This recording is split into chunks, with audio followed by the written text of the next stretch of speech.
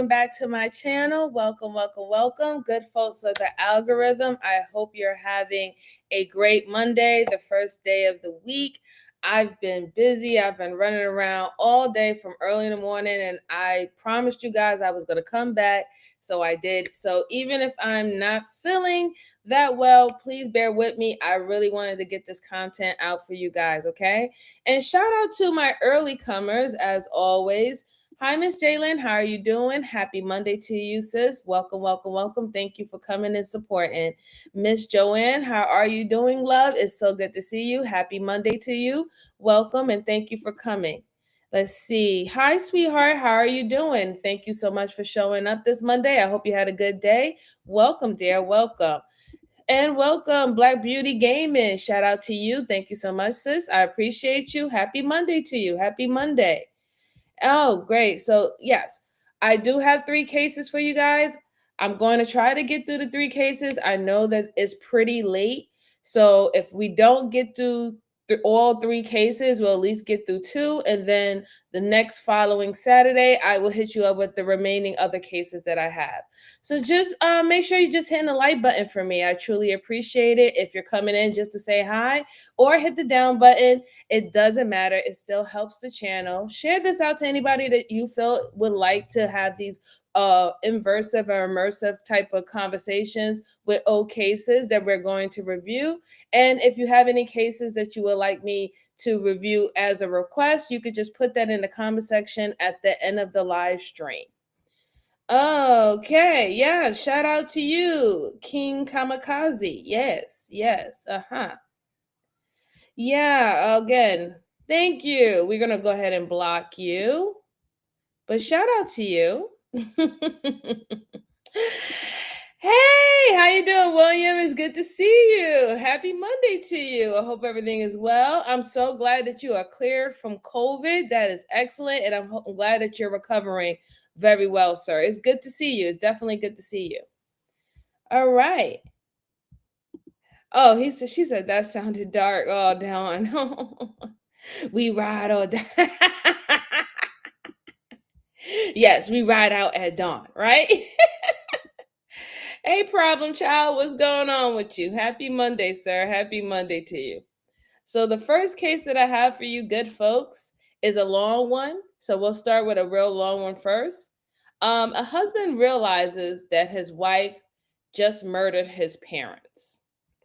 Now, when I seen the title of that seemed very interesting to me because I'm looking forward to find out what will be her explanation. You know, do you feel that his parents were controlling in the relationship, or he gave his parents too much power within your relationship, or you felt that if he used them as a clutch and he wouldn't, be open and vulnerable in your marriage, and this is the reason why you wanted to take them out. So I was just kind of interested. There was a couple of things that was going in my mind when I heard the title. So we're going to go ahead and look this up.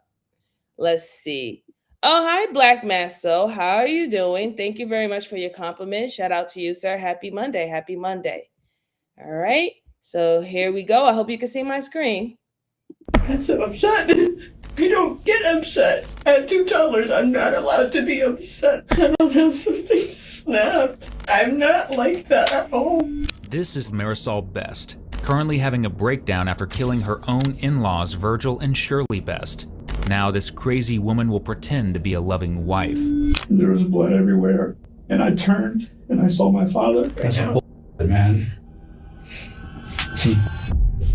All while her husband is completely unaware that the person hugging him is the same one that robbed him of his parents.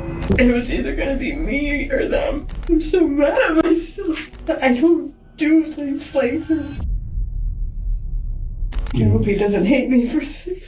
I didn't want to be the reason my husband goes to jail. Hey, Bama boy, it's good to see you. How are you? Happy Monday. On November 11, 2015, the Hillsborough County Sheriff's Office in Florida received a panic call. Robert Best, a father of 2 with a checkered past, had arrived at his parents for an early morning prayer, only to discover them both deceased in the living room of their home. And while the early morning prayer may seem like a cover story used as an excuse for discovering the bodies, it actually wasn't. Robert needed a prayer like a pope needs a pulpit.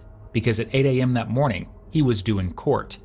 His parents, Shirley and Virgil Best, were devoutly religious, and wanting to wish their son well, they invited he and his wife Marisol over for coffee and a prayer before they made their way to the courthouse.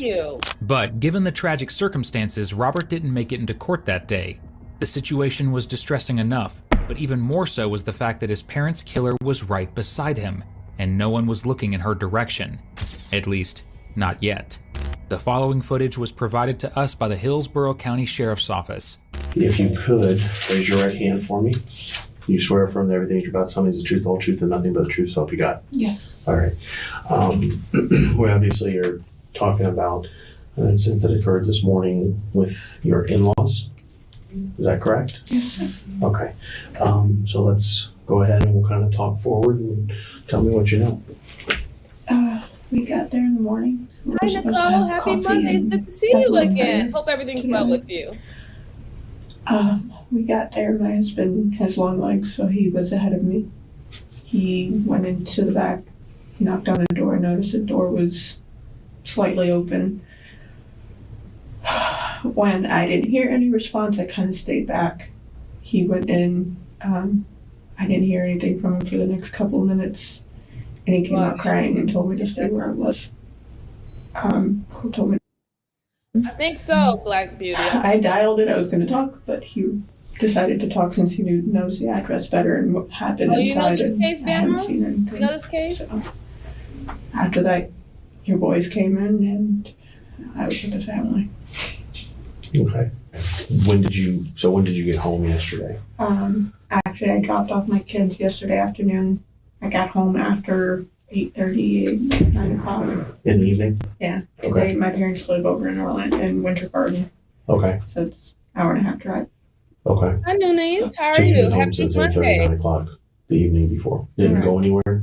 We were going to go up to Walmart. We definitely to get a couple preach of this things, here but on this we channel. decided not to. We definitely need Okay, a so you did lawyer. not go to Walmart? No, he met me at the end of the driveway, and then we just kind of turned around and came back home. We don't want to go. Who? Did he go with you to Orlando yesterday? No, he stayed home. Absolutely not. You're forbidden. And he is who? Robert. Robert, okay. And was he, when you say he met you at the end of the driveway, Mhm. were you pulling back in? Yeah, I was going to go pick him up. So Hi, we could Kim go West. Walmart. Happy Monday. You live in this county? Marisol continues her wow. story, describing that the day before the murders, she visited her parents in Winter Garden with her children, then returned home a little after 8 p.m. Robert, wanting to prepare for his court date, stayed at home. But what was his court date for exactly? Well, we'll start with this. He'd have to have said a lot of Hail Marys that morning to even make a dent in the alleged crime. In total, Marisol, the perpetrator, was questioned for less than 10 minutes. Robert, however, didn't get off that easy. You swear affirm that everything that you're going to tell me is the truth, the whole truth, and nothing but the truth, so help you God? Yes. Okay. Tell me how we kind of got here this morning. I have a No, court you're not case right, Naomi. in It could Polk be County, Florida. and my parents had asked if we could stop over on our way this morning. Oh, dear. And they wanted to pray with us. And I agreed. So I told them I'd be over there between 6:30, because we would need to leave their house by 7. Oh, okay. And I got over there this morning, and I saw that they were up, or I thought that they That were makes up because sense. the lights were on. And, I walked in to the back patio area, and it's where everybody comes in, and went to the back door and knocked. I agree with that, too. When I knocked, I noticed the door was partially, cracked open. And I looked, and I could see my mom laying on the floor. I pushed the door open, and I went to check her to see. And, she was dead. And there was blood everywhere. Court And I turned, TV and I good. saw my father, Don't it, Rebel? I and I love checked him, too. and I just left. I walked back out and told my wife not to come in. Okay, you're right, Miss and, Jalen. You're not forbidden. and handed me the phone. And Yes. we waited till the police officer to get there. I called my sister and told her to call my brother and get over there.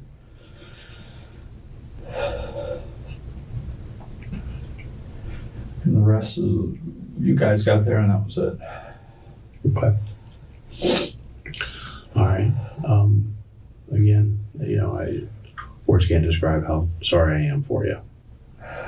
So. It's not how you want to see your parents. No, I can only imagine. Oh, sorry, my dear Police sir. painstakingly go through the timeline with Robert, which is the exact same timeline that Marisol gave them. Yet police have a lot more questions for him. Can you think of anybody that would want to do harm to your family, your parents? I cannot imagine anybody. Everybody loves them. Okay. How was your relationship with them? It's good. I mean, I was a black sheep of the family. I got in trouble early in life and stuff like that, but I've been, trying to make it up and do right. I got kids now. I have a responsibility to everything. Love you back. Happy Monday to you. Supportive in what ways? Very supportive. They just want to make sure that they got with my kids and tell me I'm a good dad and that I've been doing well and not financially. They won't they don't go there, but they won't give you any money if you need any. They did. They've helped me out. Once. They don't like to do it. I don't like to ask them. Mm-hmm. And then they'll do they helped my brother when he had his legal case. They put a lot of money, tens of thousands of dollars on that. Got the loan, I guess, for him and allowed him to, pay on the loan, but it's their loan. Are they helping you with yours too? No. No. Okay. No, their help with me was a long time ago. Whenever they. So before we even go on, I just want to just talk about his mannerisms. Right now, he's giving off mannerisms that he is being honest. I don't see anything about him being forthcoming. He's looking them direct in their eye. He's not crossing his arms, nor is he crossing his legs. He do seem like he's a little obsessed or stressed, and I would be if I found my parents in that type of state and he was supposed to go to court, but just so happened he didn't go to court. He ended up making a reroute to their home to see them in that state. But the detectives have to do their job. They're going to have to interview them. And one of the reasons why they're asking him the questions about his relationship with his parents, right? Because we know when these things happen, they go to the closest relatives first. And that would be the son, especially if he was the one who found them in that state. So they're going to ask, how was your relationship? Was you on good terms? Was there an argument? Even now, they're asking him about, financial situations. Was it did you have issue with money? Was there borrowing money from you? Was you borrowing money for them? They want to know that that part of the relationship because that can kind of give motive. Then they're going to also try to see whether or not if they do believe that someone else did it, which they're going to ask his wife, did he put her up to it? Was there any coercion? Did he have any knowledge of this happening, right? And you just made sure that you gave yourself a alibi to make it seem like you couldn't have done it or you didn't have no intentions to do it. So this is how they're actually starting their process with him in the interrogation in the interview that they're having, the interrogation that they're having with him. As of right now, you can tell that it's not a real interrogation room. They have him as a victim. He's not potentially I'll say the primary suspect. He's just like the initial person that they're going to speak to about this. And you can definitely tell by the room itself how it's set up. He's close to the door. You don't see the door by the angle of how they have the camera. So he feels more comfortable that he's not going to be left out. Normally, when they want the suspect or a potential suspect to realize that they're not getting out of this, they tend to position themselves in front of the door, right? And they'll leave like a little room of from your parental so you can look and view and see the door. And then that would kind of give you this sort of stress or anxiety for you to be like, maybe I need to tell them something so I can get out that door. But we'll go on. Let's see what else we have. Let's see what anybody else will say. Vincent says he got too much detail in his story. He has the answer for everything. Understand what you would be like if you found your mother. Right. I mean, he does have a lot of information, but he was kind of like going through something for court. I don't know if my thing is, I want to know if was he going to court and did it have anything to do with his parents? Because then that will make him look very sus that the day that he was supposed to go to court with his parents is the day that they end up being unalive, you know? So Washu said at this point, I'm thinking about Robert did it for the money after hearing that the fact that the parents regularly loaned them out. That could be a possibility. That's another reason why they asked Washu. Joanne said his back is open, not sitting back. That makes him look more honest. Yeah. He's showing attentive. He's being attentive by sitting up, straight and not like leaning back or so. So I agree with that. William said, what was he in court for? That's what I'm trying to figure out. Washu said her body language was good too, but we will see. Her body language was decent until the point where she started crossing her legs and then she folded her legs inside the chair, his wife. If that's what you're speaking about, Washu. Bama said, I don't claim to be Perry Mason, but hell, I'm starting as I do Casper. Let's go. Pay my bond. And when they do something big like that for us or whatever, they tell us that's it. It's a one-time shot. But they said, we did our job, we raised you, and you're an adult now, so. But they understand that, stuff happens and they give you a chance, so. Had you come to him at all in the past, year or so needing money? Mm-hmm. No? Okay. Obviously, we've seen that you've been to prison. What happened there? Woman scorned, basically, but my charges were money laundering, 4 counts of, I think, wire fraud, which basically it was if somebody, in my case, somebody sends you money by wire or whatever, and it was, fraudulent or whatever, that's what they charged me with. It was a woman that I was with, and she was in love with me, and she had a bunch of money, and she sent me money all the time and to start a business, and then I met somebody. She became psychotic. I mean, really, really psychotic. I met somebody. She found out about it, and basically, she made accusations against me. And then basically, whenever I called her and, what's going on? Why would you say that or whatever? She said, well, you got like 3 choices. Either give me a chance to make you happy, marry me and give me a chance to make you happy. I'm asking for 12 months. Or, go ahead and, marry this girl because we were engaged. I forgot what there was, like, she said 3 choices, and it was basically it was either or she goes, marry her and give her a chance, or go ahead and face these charges or whatever. She was saying basically she would drop it. Did you give her money back? I mean, since you didn't want to be with her, or what? Well, the thing is, I bought a house, and then she asked me to find her a house, and I actually found her one next door, and she sent the money for that, and I bought the house for her. I actually put the down payment. I hadn't closed on or anything yet because I didn't know, where she wanted to put it in. Mm-hmm. So it was things like that. She got the forfeiture. She got all that stuff. That's right. This isn't Robbie's first rodeo in the suspect's seat.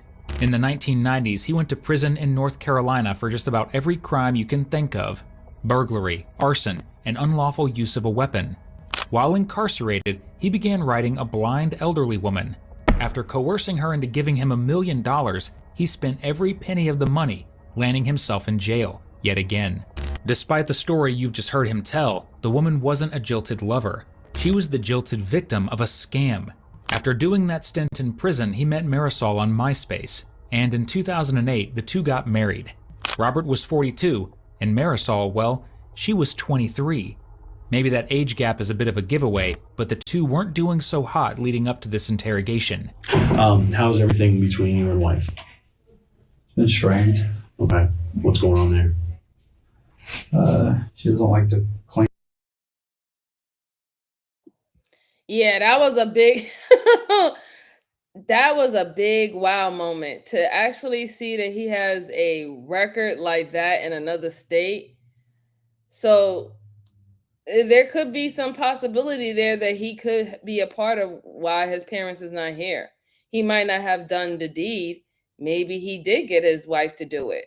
And then if his wife, the 23-year-old, is the same girl that he met when he was hustling that poor blind woman for her money back then, that he had to get arrested and go to jail for, I wouldn't put nothing past both of them really at this point, because I'm sure the new girlfriend / wife, she was in on it. She knew that he was dating somebody. She knew that he was taking advantage of somebody, and she was down with it. Wow.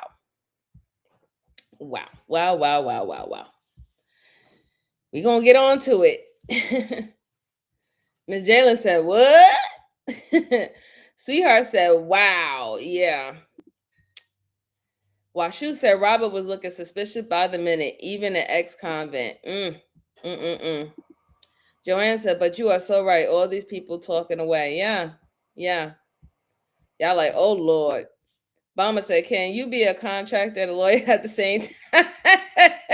Yes, you could.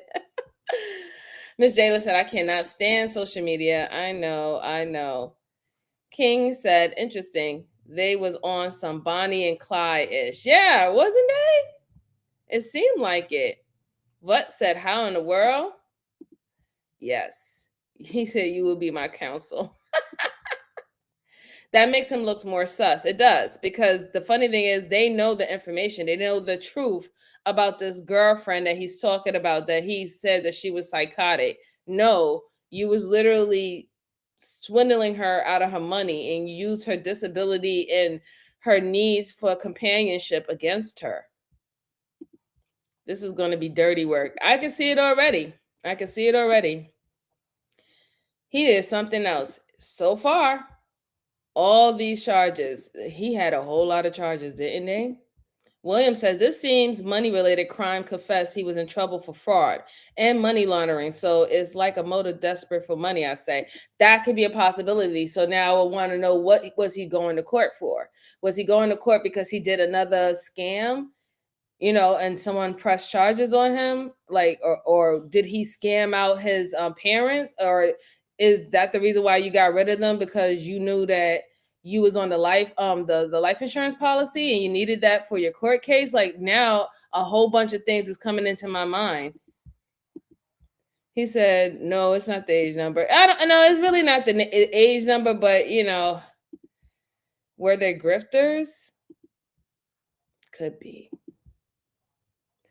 Stop the nonsense. Age is maturity. And a lot of people don't even have it then. Let's go on. And, she doesn't like to bathe our kids and, herself. It's just been a constant struggle, and it's been a strain with us. And in this case, added to it, she's the one that talked me into, what she talked me into is what got me basically in trouble in that case in Bartow. Okay. So that kind of added a strain to it. But we love each other. She's my best friend, and I know he had asked the relationship of everybody. How is your wife's relationship with your parents? They love her to death. Whenever I told them that I was going to get a divorce and everything, they told me, no, you got to make that work. You need to make it work. It's your baby's mother, and they were very upset over that. And she doesn't like the fact that they're judgmental. Mm-hmm. And that they're Christian at all. That's been another point of contention with me and her. She just has like an adamant. Hey, Skylar, how you doing? Happy Monday. You're not the first person that said that. Stuff, I just don't believe it. But thank you. She loved my mom, and my mom loved her, and they talked, and so. But she was okay with being anti-Christian. She was okay with the praying this morning. And that's something that my mom, she told me it'll make your mom happy. She's nervous and all this kind of stuff, and it can't hurt. And it's not that she's like anti-Christian. She does believe that there's a God and everything. She just doesn't believe in like the Christian aspect of it. It doesn't have to. You don't have to have one name for God and everything else. There's a higher being and or whatever. She just didn't like the judgmental aspect of organized religion, I guess. But. Okay. All right. Both Marisol and Robert allude to the fact that they're considering a divorce, And while Robert claims it's due to Marisol's dislike of married life, it likely has a lot more to do with the charges he's facing. Would you allow me to look in your phone? To look in my phone? Mm-hmm. For what? Just to look in it. You can always tell me no. No. Yeah. I saw what happened with my brother on that. Oh, I'm not aware. I knew your brother, but I don't. I mean, you can subpoena records and everything else. So, I mean, there's no. Yeah. I learned that from his attorney. So. Yeah. I'm not trying to be a jerk, and I want to help you in every way possible. There's nothing in my phone that's going to help you, though. Okay. Robert has every right to. That is a oxymoron, what he just said, because if you really want to help them and he had nothing to hide in his phone, when she asked you, can we look at your phone, you would have just gave it over to her. The simple fact that you even brought up that she can go ahead and go get a subpoena and stuff like that, and you said that you learned this from your brother, that means is you're not going to make their job easy for them. Don't you understand that? Like, do you even understand the words that's coming out your mouth? You can't make it hard for them, but then say, I'm not trying to make it hard for you. I just find that so, like, I don't know. It sounds so weird to me. I bet you don't want no one to see what's in your phone, because in that phone, you probably have communications with your wife about where they're going to be at, the location, what time is you're going to come to the house and act surprised. Maybe even talks about it prior to this. There might be a lot of things. There might even be searches or engine searches of how to get rid of your parents and when can you quickly collect on the life insurance, or how can you put in for their estate, right? Like those things could have been found. So yeah, you're not going to make it easy for them. You're not going to make it easy for them. Let's see. Rebel said, I disagree with her about the God, but I digress. Hey. Wushu said, Detective asks him if his wife prayed only because she feels guilty. Vote said, you didn't learn then if you're still talking. He haven't learned a damn thing. He haven't learned a damn thing. Miss Jalen said, nope, go get a lawyer. He should have gotten a lawyer from the beginning if he said that he learned from his brother and when he was in the situation. Rebel said, that's sus. Ain't letting them his phone is a red flag. I mean, yes and no. It is, right? Because he could be like, oh, I don't want you looking into my phone because I don't want you to think that I'm a suspect or whatever not. Or is I don't want you looking at my phone because I have incriminating shit in there that it will make me a suspect. Miss Jalen said he's not supposed to. Hi, said no, lots of innocent people went to jail. It's your right to defend yourself. I have to argue this. Sorry, man. All right. That's all right. Listen, we take disagreement over here. And as long as you keep your disagreement respectful, you are more than welcome, sir. Happy Monday to you. Thank you for your comment. Happy life. How are you? Happy Monday to you. Happy Monday to you. Hope all is well. Hope all is well. Let's see. Hi said it's not weird, it's your privacy. And if you are a suspect, any lawyer would advise you is saying no doesn't make you guilty. Right. It doesn't make you guilty. No, it doesn't. You're absolutely right about that. And if he had a lawyer, they would have advised him to say no anyway, but he didn't. So I'll give you that. I'll definitely give you about that. Let's see. Hi, Haspa. How you doing? Happy Monday to you. Happy Monday to you.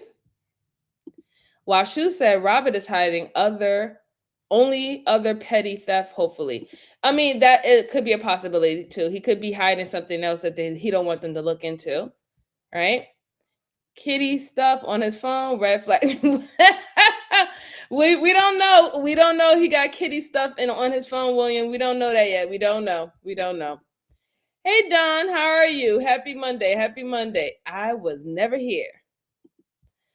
Hi says all these live streams are just about opinions. He did volunteer information. I don't know if someone who's experienced police brutality. No, you're right. Sorry. Well, I mean, yes, this is our opinions, and there is some facts that's added into these live streams. He volunteered the information that he felt is comfortable. When they asked him for his phone to clear him on certain things, he denied it. Doesn't make him guilty, but then again, that doesn't stop them from thinking that you might have something to hide. It's in their right too. They have to investigate everyone. Rebel said, I think he's incriminating himself. He could be. No, you're not being rude, Hi. You're not being rude at all. I actually like your commentary. So thank you. Keep going, Don't worry about it. You're not being rude at all. Voot said they'll get his phone eventually and all the stuff he thinks is deleted. Just don't make it easy for them. Yeah, I mean, like he said they can go subpoena for it, right? So if they go and they find some information that makes him look more of a suspect, let's say his DNA is found on his parents or his DNA is found on the gun. When they come and arrest him or detain him, they're going to take his phone anyway. And if he deleted anything, they're going to be able to retrieve it. So, I mean, that's where it goes right now. Let's see. Nabel said, please tell me if it is possible for me to go to America and marry an American girl. Yes, Nabel, it is possible for you to do that. Let's go on.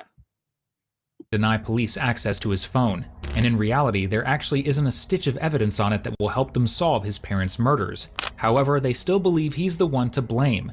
And with him having missed his court date because of finding his parents that morning, a warrant was issued for his arrest as he sat in the interrogation room. As you can imagine, he and Marisol didn't take that news well. And I know he talked to him. I know did too.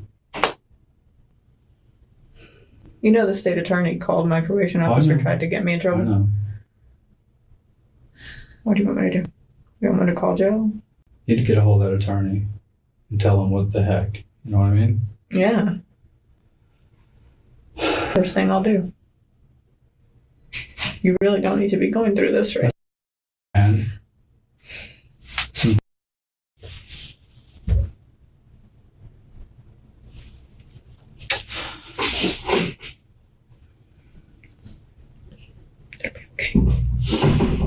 Okay. I want to be with my family. I want to be with my kids. I'll get this worked out. Do you want me to tell Joe or not?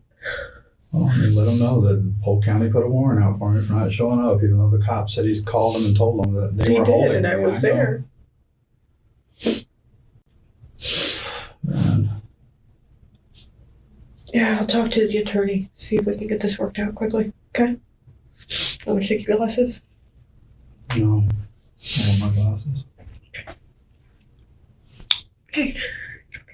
I think so too for that particular thing. I swear to God, I cannot believe they did that. Hi, Claire. Happy Monday to you. Hope all is well. You don't read this today at all. You were supposed to have this cleared out. And I know he called because I was sitting right there. I'll get this fixed up, okay? We'll get to with the family and then go from there. I love you. Okay. Look at me. Everything's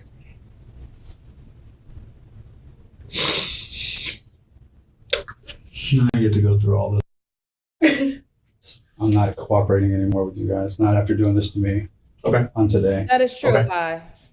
Well, Polk County did this, not us. Well, it's still, you guys were supposed to make sure that didn't happen. And I was assured that it was going to, because I told them I wanted to go. I know that they know. I know that Polk County knew that you've been with us due to this the whole time. What Polk County decides to do, I don't have any information about what is going on. I don't know what the history of the case is. I don't know anything. Well, as it is now, I'm not giving permission to search nothing. I don't want none of my He's more stuff. concerned about Okay. his Okay. him going to jail than his parents Man, of all times, they're just dying, Jail. finding his parents dead like that. they should get it fixed up. They're not the ones that wouldn't let me go. Surely you heard that. Not only does Robert have a parole officer, but so does Marisol. For what exactly? On the morning of these interrogations, Robert was due in court for allegedly having a sexual relationship with a 7-year-old girl from their church. We say allegedly because, as far as we can tell, the charges were dropped, and Robert isn't on the sex offender registry at this time. However, in May of 2015, Marisol was charged and sentenced to 5 years probation for interfering with child custody in relation to that same 19-year-old victim. Allegedly, Marisol picked up the girl from her family home and brought her to her and Robert's apartment. then denied that the girl was there at all when asked by her parents. Weird? Yes. And somehow it gets weirder. At this point in the investigation into the death of Shirley and Virgil Best, it's clear that detectives are laser focused on Robert. In fact, oh my God. So it seemed that both of them, Bonnie and Clyde, was still on their bullshit. They was trying to solicit or kidnap a teenage girl from church. How you lure, like, I can't stand women who do that, right? So you lure this girl to your house, and then when people was asking whether she was there, you said that she wasn't there. Then why did you take her to your house? What was the point of you taking this young girl to the house? So that's why that's why he had a court date. That's why and that's why they're both on probation. They still out there doing BS. Oh, come on. What? Man. They're still out there doing BS. I can't believe it. You sound like Kelly Rowland. Hi, Bilal. How you doing? Happy Monday. Hi said, anytime there is a suspected murder, get a lawyer. I don't know these people, but the laws do work the way they do for a reason. Yeah, they're supposed to get a lawyer. As Claim said, did he do it? I'm not sure. It could be him and his wife that also have done this. Oh my God, como no? He said, "Oh hot damn, he's a freak." Apparently so. I mean it. Peter on the top of it. Yeah, like I don't know what's going on. Can we find the facts? It's all public. Yes, it's all public. You could definitely find it. I think you got to go to look for the county in Florida. This happened in Florida. Thank you so much, S. Claim. I appreciate it. Hi said, no monies.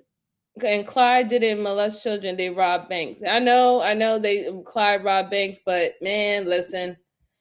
They tag teaming it. They was on them. Didn't know. No. Oh God, yes, this is cockroach behavior. Oh my God. Marisol also had a damn probation for the same case. Man, please, these two are the same case about a girl, a young underage girl that you lured to your house after church. And then when people was looking for her whereabouts, you told them that she wasn't there. What was y'all planning on doing with that young girl? At trial, they would eventually admit that they believed he was behind the murders. That night, while Robert was sitting in a jail cell on a warrant, Marisol asked to speak to police. And what she had to tell them warranted bringing her in for another round of questioning. I appreciate you being willing to come talk. We've obviously already talked today. And then we were talking a little bit out at the house. I want to read something to you, okay? Detectives read Marisol her Miranda rights. This time, there's no swear to tell the whole truth, because clearly, Marisol's not too great at that. We're talking at the house. So we're going to go ahead on, but I just want y'all to look at Marisol's body language. Her body language when she was wearing the dress is completely different. That means that she knows that they brought her in for a second time. They're going to be digging in, asking her more detailed questions. So now she is no longer a victim of the slaying of her in-laws. Now she's potentially a suspect. And you could definitely tell that she realized it by her body language. Her body language completely showed that she's going to withhold, that she's not going to be forthcoming, So she has her arms crossed, she has her legs crossed. When she had the dress on, she didn't necessarily have her legs crossed, but she definitely had her hands to the side, right? That could have been a coping mechanism for her to keep her calm and cool, keep her composure. But we'll see how she reacts during this second interview that they have with her. Talk to me about it. Which house? Just down at your house. Okay, you pulled me aside to talk to me. Yeah. Ask me more questions. I ask you if there was more that you needed to tell me, and you told me that you had gone to the house last night and you had some prayer time. Yes. Okay. Talk to me about that. I had called Shirley earlier on my way back just to see if I could stop by, have a little prayer session. I did. I went home first just to check on Robert, make sure everything was okay. Called my mother, let her know I was home. I went over to Shirley's house. I wasn't going to go in at first. I was tired, not wanting to deal with anything. But I did go in because they were expecting me. We talked for a good 20-30 minutes. And then I blanked out, honestly. What happened?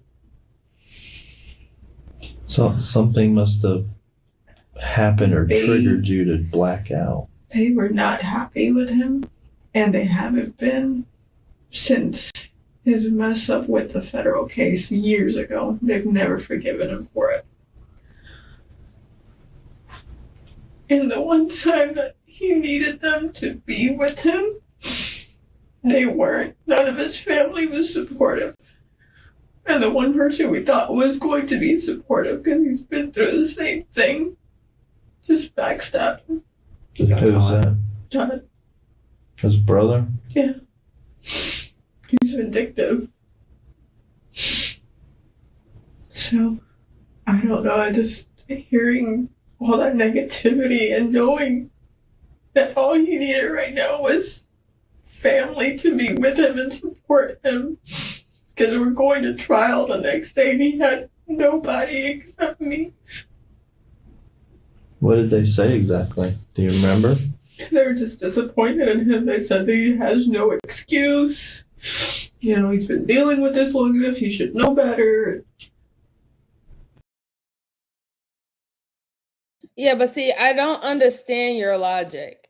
Because if the whole problem was that he didn't have family and he was going through so much and they were supposed to be his support system, but they didn't support him because he was messing up, doing criminal activity, things that shamed the family, things that shamed his last name, you think it's just best to get rid of them?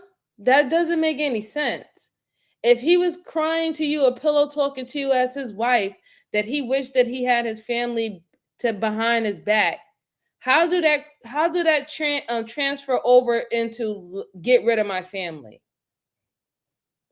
Like I don't, or get rid of my mom. Like, how do that transfer over to that? How do you want them, but then you want to get rid of them? I mean, that's kind of like psychotic, right? But who knows? Who knows? I don't understand. But it seems to me so far, she wanted to be his all and everything. She built her whole life around being everything for him. And quite frankly, I think she found it a relief if she was to get rid of his family, because then he really won't have anyone to any other backup or any other support or any other ear of wisdom but her, right? She wanted to be everything for him. So I think that she was definitely, with this plan to get rid of people who are very influential in his life. And who more than your own parents being the most influential people in your life, when it comes down to advice or anything of that, guidance or any of that. She didn't want them to have that kind of hold over him.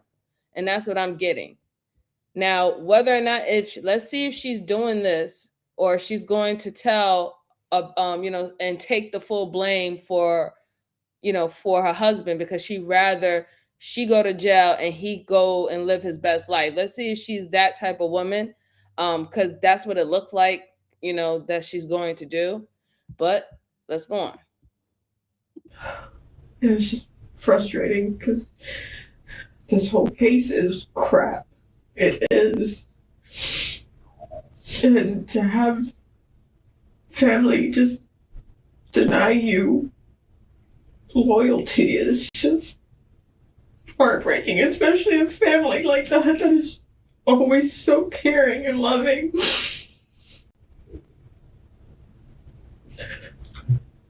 What happened? happened after that? I just know I was driving home, called Rob to let him know that I was on my way home. He wanted me to pick him up so we could go to Walmart. I drove down. He met me down the road, and we decided not to go. I was tired. I didn't want to deal with anything. He didn't know what was going on, so he just knew that I was tired. Had gone out to see his mom. That's it. He didn't know anything else. When you're not quite ready to admit your guilt, there's always an opportunity to bring out the old reliable, the blackout excuse. If you've seen any interrogation, you know that police hear it about 20 times a day. Fortunately for them, Marisol gives up on it pretty quickly. Did you tell him ever at any point what happened? I didn't want to do that to him. Okay. It was hard enough that he had agreed to go see my parents in the morning, to see his parents in the morning for that prayer and coffee. Okay. What happened inside the house? Did you guys start yelling?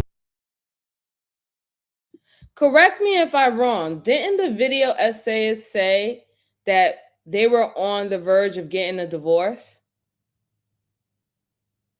Didn't they say that? Put a one in the chat. I swore they said that they both said that they were on the verge of getting a divorce. And then the detective asked him, well, how did his parents feel about Marisol? And he said, oh, they loved her. They loved her. They told her that you have to work it out with her. She's the mother of your kids and all the stuff like that. So my thing is, if the parents loved her, right, according to the husband, and she unalived the parents, so far she seemed to be the one who actually did it, then that would make sense why the detectives was harping more on the husband. Because what if he said to her or propositioned to her, if you get rid of my parents for me, then we will stay together. I won't divorce you. Now I know that that you really love me and I can really depend on you. What if that was the deal for them to not to go through the divorce?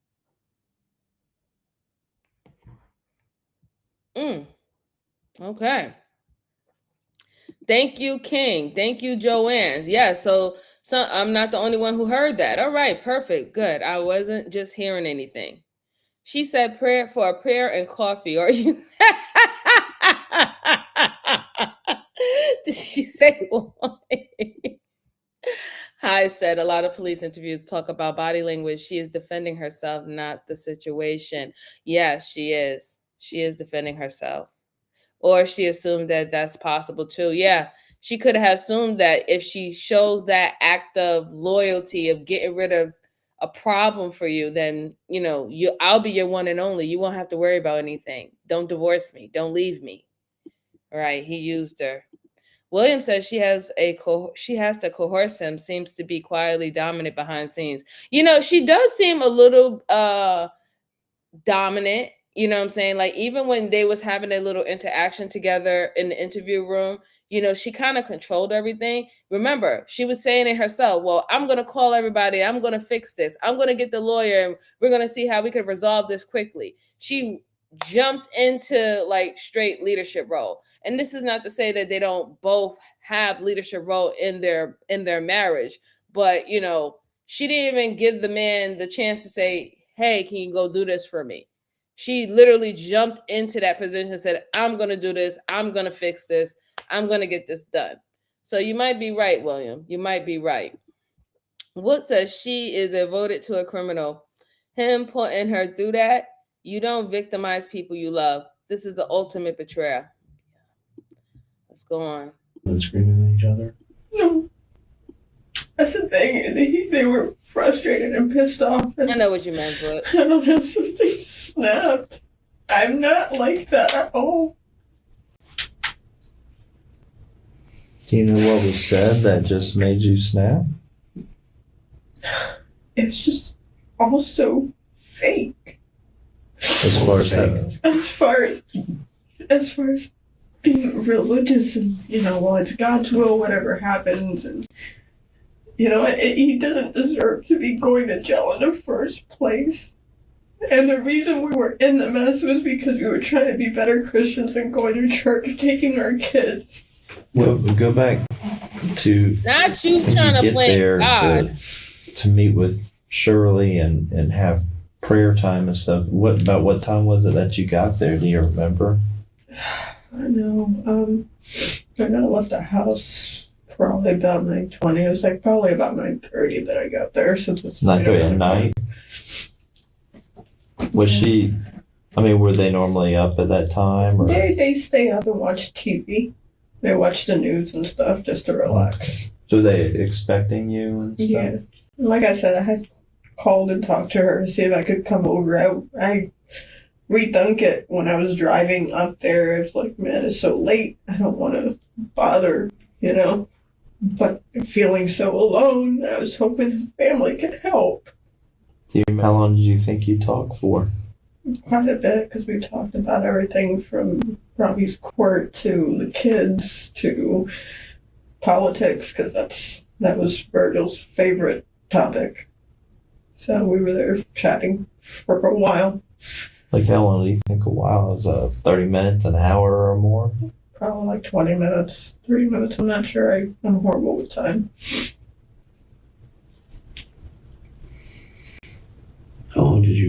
How long were they negative, and did they go on with their negativity?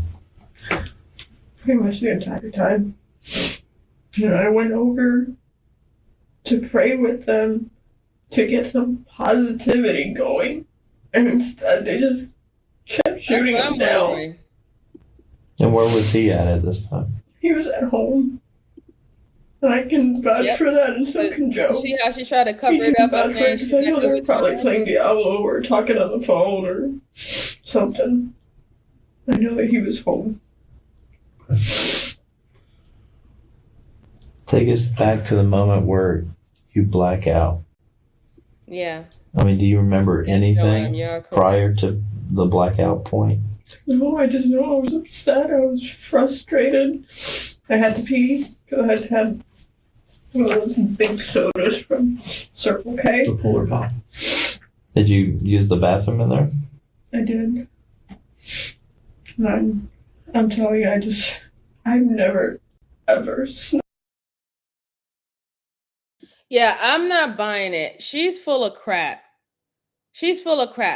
What was the point of you going over to your in-laws' house if they're so negative and they're so judgmental because they're Christians and they have a certain standard and they follow the Bible and whatever, right? If that's the case and you don't follow the Bible like that, you believe in a higher being, you believe in, a spiritual being, that's fine. That's nothing wrong with that. But if you're already saying that they had a certain type of way about them where they're very judgmental, then I would think that they would be the last person that you would go over to their house for comfort. So which one is it? Are they so negative and judgmental because they like to throw their religion on you? Or was they the actual supportive in-laws that they are? And that's why you initially went over there, because you knew that they were going to sit there and they were going to pray with you and they were going to be supportive with you. This is why I'm saying that she's lying. Because you went over there because you know that they would have had open arms for you. This is why in that statement with the husband said that they loved her, I believe that statement. That statement, I believed her because she got there early. She got there before he came, and you went to go, quote unquote, confide with them because you wasn't feeling right. And then you said, yeah, you sat there and you talked with them for 20, 30 minutes. If they were irritating and being so judgmental of you, your husband, your family, how you're raising your children, you would have got up and left in 10 minutes. But for the fact that you said that you was there for 30 minutes, you came over there with the agenda, and it wasn't to just have small talk and to confide with them. You had already thought about unaliving them from the beginning. She's full of crap. She is full of crap. Book says, someone get her a Kleenex. Not Miss Jalen with the toilet paper. What did she black out from going to church? Don't make you a better Christian. Like, no, like she said that she blacked out because they were having conversation and it was talking about politics, religion, and all the stuff like that. So she was so mad and flustered. My thing is, if you knew that about them, and this is not the first conversation or interaction that you have with them, right? These are your in-laws. So you knew that they was going to bring anything, everything back to the good book. That's their religion. They live by the religion. That's what they live in their house and practice in their household. They don't feel that there's nothing that can't be handled or solved without going into the good book. You're not a Christian. You don't follow that.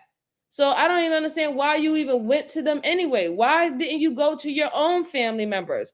I have not once heard her talk about her seeking guidance from her parents, her seeking guidance from her other family members, a brother, a sibling, I don't hear her saying anything. So it seems that your husband family have been a supportive family to you, extended family to you. And you have utilized them in that way. So she's been lying this whole entire time about these people. And y'all know how I feel about people who likes to destroy people's reputation, even in death. It's disgusting. And now you're doing it to two decent Christian folks who opened their house, opened their arms, and gave you their son, and you took their life. That makes you a really disgusting human being. Check out Paul Harvey, If I Were the Devil. Oh, hi, Donald. Happy Monday to you. Thank you. Okay, let's see. Brucey, how are you? Happy Monday, sir. Happy Monday. Good to see you. Good to see you. All right, let's go on. But she's getting on my nerves. That just irritated me. Ever. I'm not that type. Clearly, Marisol is that type. Because if she wasn't, she likely wouldn't have had a gun stashed in the truck for this very occasion. Did you have a gun on you in there? It was in the truck. Did you go back out to the truck? I guess. Like I said, I don't remember. I know I'm not supposed to have it in the truck, and I had cleaned it out because of my probation. I didn't want to have it in the house at all. Okay. Have you ever fired one before? Yeah, I have. Those particular? No, not those. Can you describe what it looked like? They don't look alike to me, honestly, except a revolver. I know what a revolver looks like because it's different in that sense, but they all look pretty much the same. Was it one of the guns in the bag at the house? Yeah. Where was the gun at when you went back out to the truck? It was in the center console because that's where he keeps it since he has the permit. Okay. So. Was this after all the negativity? Yeah. Okay. Did you go back inside the house? Did they know that you were going to come back in? I did. I was going. Excuse me. I was going to go get something from the car since I got my period. So. Okay. So basically, you told me you had to go out to the car or something. When you came back in, what happened then? I went to the bathroom, and that's about it. They kept talking to me as I was walking to the bathroom, and just more negativity. Where can you describe where they were at in the house? They were just sitting on the couch. Were they both sitting, or was one of them standing, or something else? They were both sitting. As I walked away, they were both sitting. They were watching the news and just chatting. When you came back in, where were they? Still on the couch, as far as I remember. Okay. Where did you put the gun at? Where was? So pretty much she's admitting that it was premeditated. It was first-degree murder because she sat with them for 20, 30 minutes. It got into arguments or what she likes to call a negativity. They were being negative.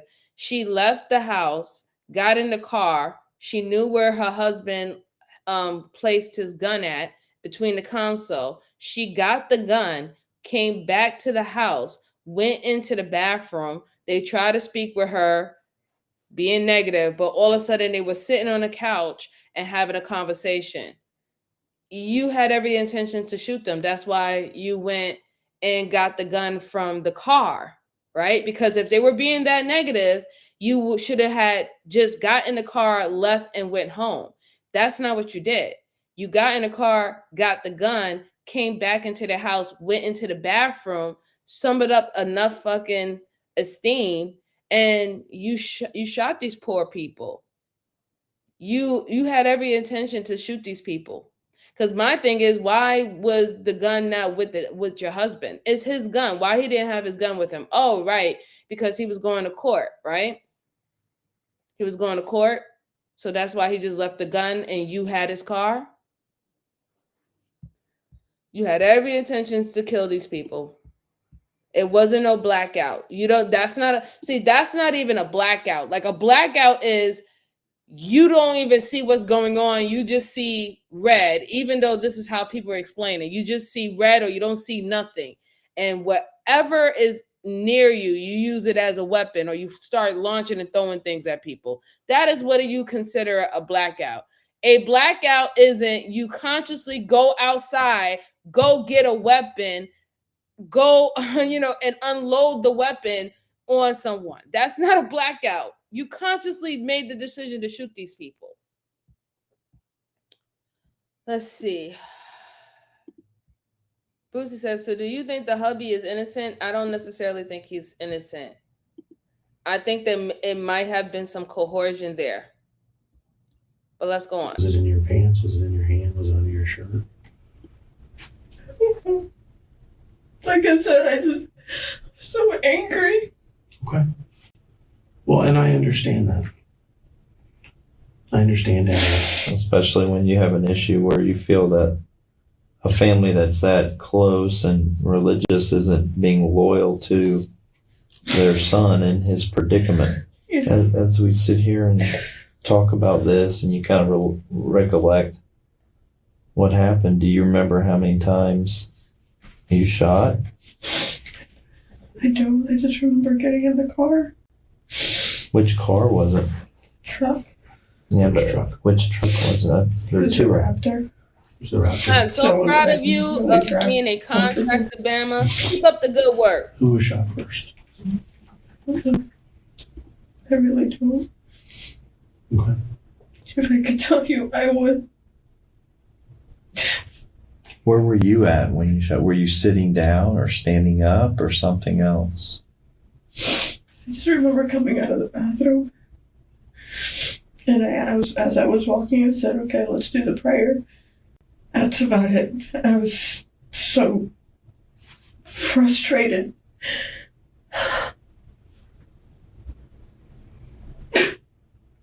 Which way did you walk through the living room part, like where the front door is? Yeah, well, yeah. And then So they were in bathroom. the family room area where the big brown sectional couch was. Were they both sitting on the sectional couch? Did either one of them get up? I think Papa got up to do the prayer. Did he see the gun? When you brought the gun back inside to go to the bathroom, where did you hide it? My shirt. Under your shirt.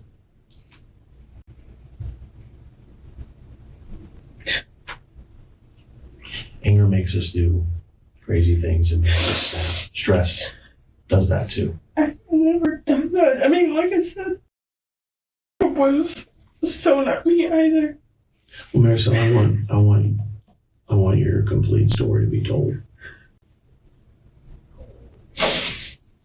Did you talk to Robert about this? No, he didn't know. He doesn't have any clue. No. I didn't want to tell him. I mean, how do you tell somebody you love and care about something like that? How did it come about this morning when you guys go there and find them? How did that happen? He walked up and the door was open. Yeah, but were you guys had you already planned to go there before he was supposed to go to court? Yeah. And we had talked about it prior me and Ani had talked about it prior to going over there in the evening. She wanted to pray with Robbie, since that was the only thing that she could offer. Did you stay in the car, or did you go up to the door with them?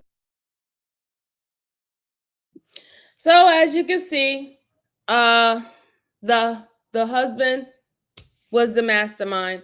She had a conversation. He knew that she was going over there earlier. They talked about it before. It's crazy.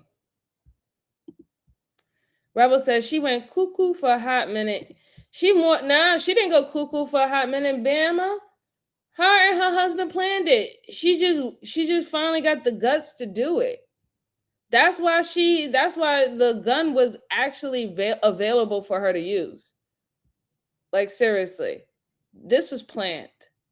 This was planned for the beginning. But she's making it seem right now like, oh no, he didn't know nothing about it. He just knew that I was just going over to his parents' house early because they wanted to pray with him before he went to court. But she went instead. She completely planned this. This was not no accident at all. Yeah. Oh, this is baby. This is crazy. This is terrible, man. This morning. He beat me out of the car, per usual. So I was lagging behind a little bit. Were you lagging because you knew what he was going to find? No, I was just lagging behind. I was extremely exhausted, and I was just lagging behind.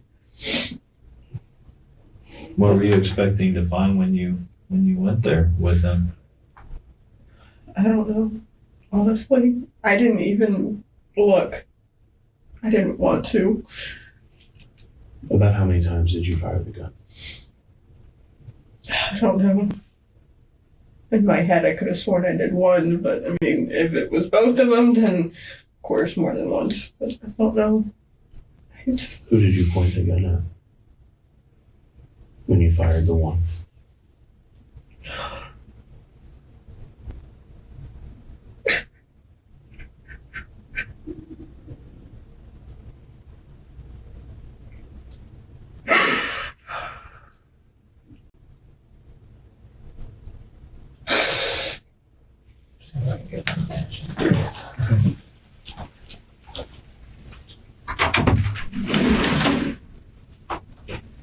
Isn't it just incredible how someone can go from completely blacking out to remembering details in just a matter of minutes? It's almost as if they never blacked out at all. Though Marisol is clearly being selective with what details she miraculously remembers, she's just given one that is incredibly telling. That she told the family it was time to pray after she came into the home with the gun. Meaning this wasn't a moment where she simply flew off the handle. It was planned in a moment of silent prayer. Prayer for her husband, the same man she's accusing his family of demeaning. Who did you point the gun at when you fired the one? I think it was Papa. He was the one that was always so much more disappointed. Was he facing you, or was he turned from you? I think he was facing Mommy. Okay.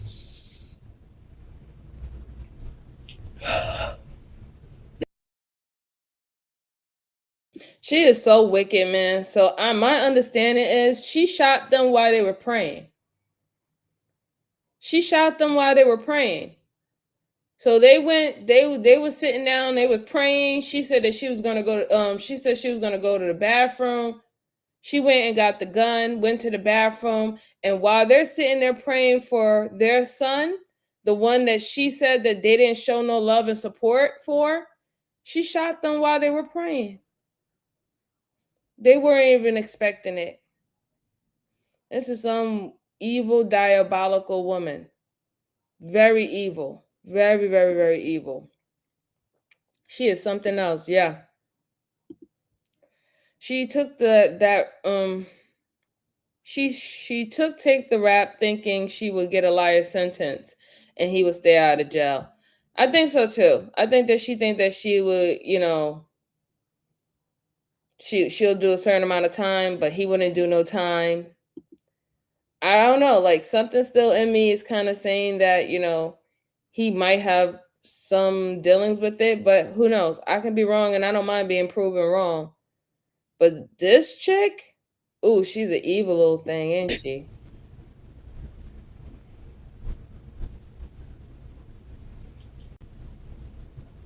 Did she say anything? Did I remember? Did she get up? I think her phone's up because of the prayer. Sorry, I couldn't find any actual tissues, but there's something about it. Marisol, sitting here listening to this, I understand. I can understand the stress and the pressure you've gone through, and the feeling of being, with Robbie kind of being left out in the wind by his family, and seeing, what happened with his brother and such as that. I don't have a lot of background knowledge of that, but understand a little bit of it. Okay. But the thing is, by listening to you discuss, blacking out and, at least getting the gun from the truck. Okay. I want to believe you, but there's got to be a little bit more in the back of your head that you can remember to clear out Robbie. Because I'm not so sure that he wasn't there. I'm telling you, Robbie was home. I left him at home. I'm the one that left again. He was at home the entire time. You can track his phone calls. He was talking to his attorney most of the time because they were trying to get this all settled up for the next day. So I know he was home. He hadn't left. His bike was still there. The other truck was still cool. It's not like he was there. Trust me, he didn't want to deal with his parents. He was upset at them as much as I was. It's because they refused to be a supportive system for him. Okay. He wasn't there. I promise you that. I'll believe that. Okay. But that's so backwards. We mean it wasn't trying to be a supportive system for them. You literally said that they was trying to have a whole prayer meeting before he went to court. They were being supportive to him. They didn't like what he did, but they were showering him support and praying over him. You're lying. What other support did you want them to do? Did you want them to financially support him in court and in his cases that he has to deal with, that he put himself into because he wants to rob, arson, money laundry, theft, scam, blind women over $1 million? They supposed to support him financially for that? If you're saying that they were so strict and judgmental as being Christians, what do they look like supporting a family member who does something like that? Wouldn't that make them hypocrites? But they were supporting him. They were literally definitely supporting him spiritually. They like, listen, they praying over him. You're a liar, ma'am. You're completely lying. It's driving me insane with the whole teary eye and all the stuff like that. You wanted them gone. And I'm not sure whether or not if you wanted them gone because you wanted the monetary support, that he coerce you thinking that the money that y'all would get if he was gone, that's still up in the air and a possibility for me, but so much. It's just annoying. Let's see. Brucey said, you nailed it, MJ, monetary support. Joanne said, I was just being curious about someone who got timed out. I went too far. I was trying to support MJ. No, don't worry, Miss Joanne. Don't worry about it. Appreciate you. All right, let's go on. Understand that we've looked at a lot of your tolls. You know what your tolls are, your call logs. Okay. There's an awful lot of phone calls that you make with Robert that are really long, all right, in the same time frame. And understand that if you told Robert, you told Robert. That doesn't make Robert in trouble for anything. Okay. I didn't tell him. We always talk on the phone a lot, especially when I'm driving long. But honestly, I didn't tell him anything. You didn't say anything to him? Did he know you were meeting his parents? Yeah, because he heard me talk to his mom. He says, yeah, go ahead. It's good that you want to at least get them involved. I hope he doesn't hate me for this.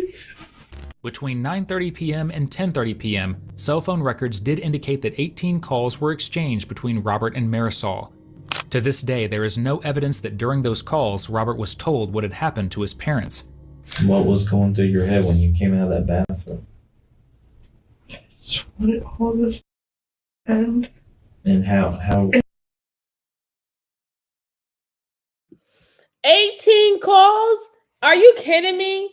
Why do you need to call someone 18 times in the course of, I don't know, an hour? And you're telling me that there was nothing that would lead to you believing that he was involved? Or he didn't, or he knew that she did something? But what do you need to call someone 18 times within the span of an hour? That doesn't make sense. What if they just speak it in code? I mean, excuse me, that's a possibility. What if they were just speaking in code? Because I don't understand. 18 times? Come on now. Washu said, I've been hooked for this moment. Leon said, the main thing I have learned from these interrogation videos is never to talk to cops. That is one of the biggest things that I think you should take by from this, Leon.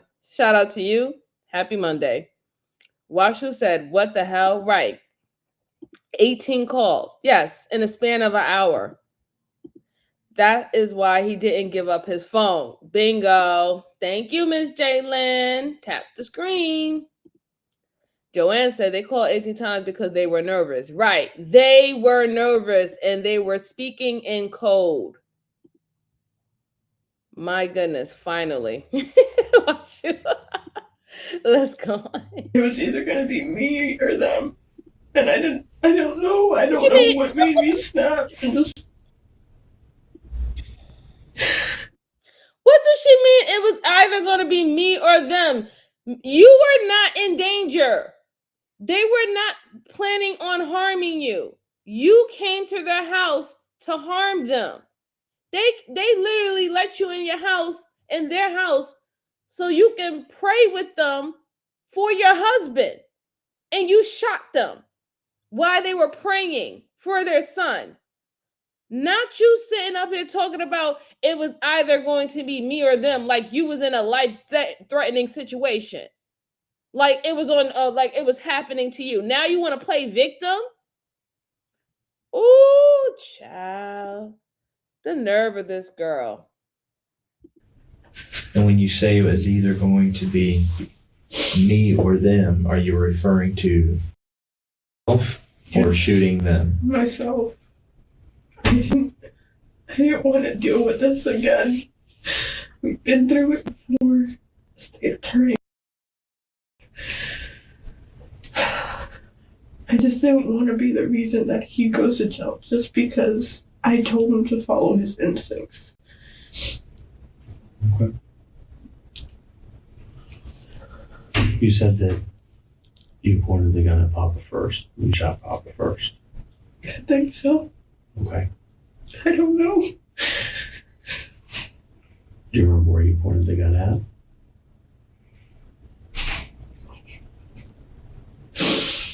I have no aim.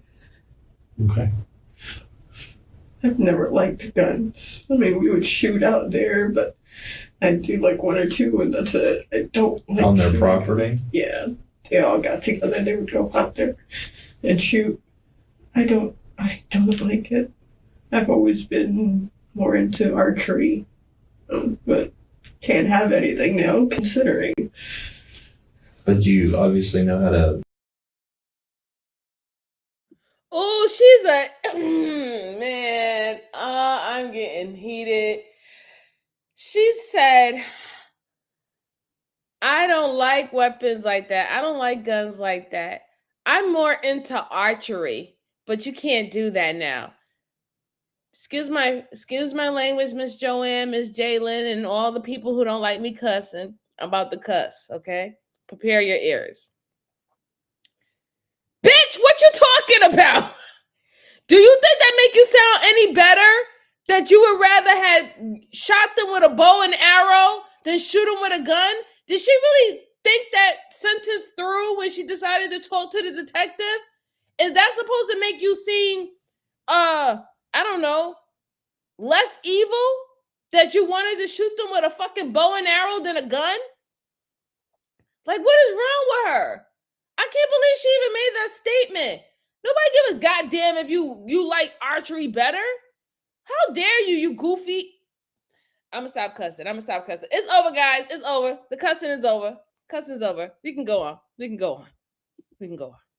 Miss Joanne said, did she blow her nose? Only if you are actually crying. Also, how old were these people? Fighting old people is easier than a younger person. Yeah, I totally agree. Washu said yes.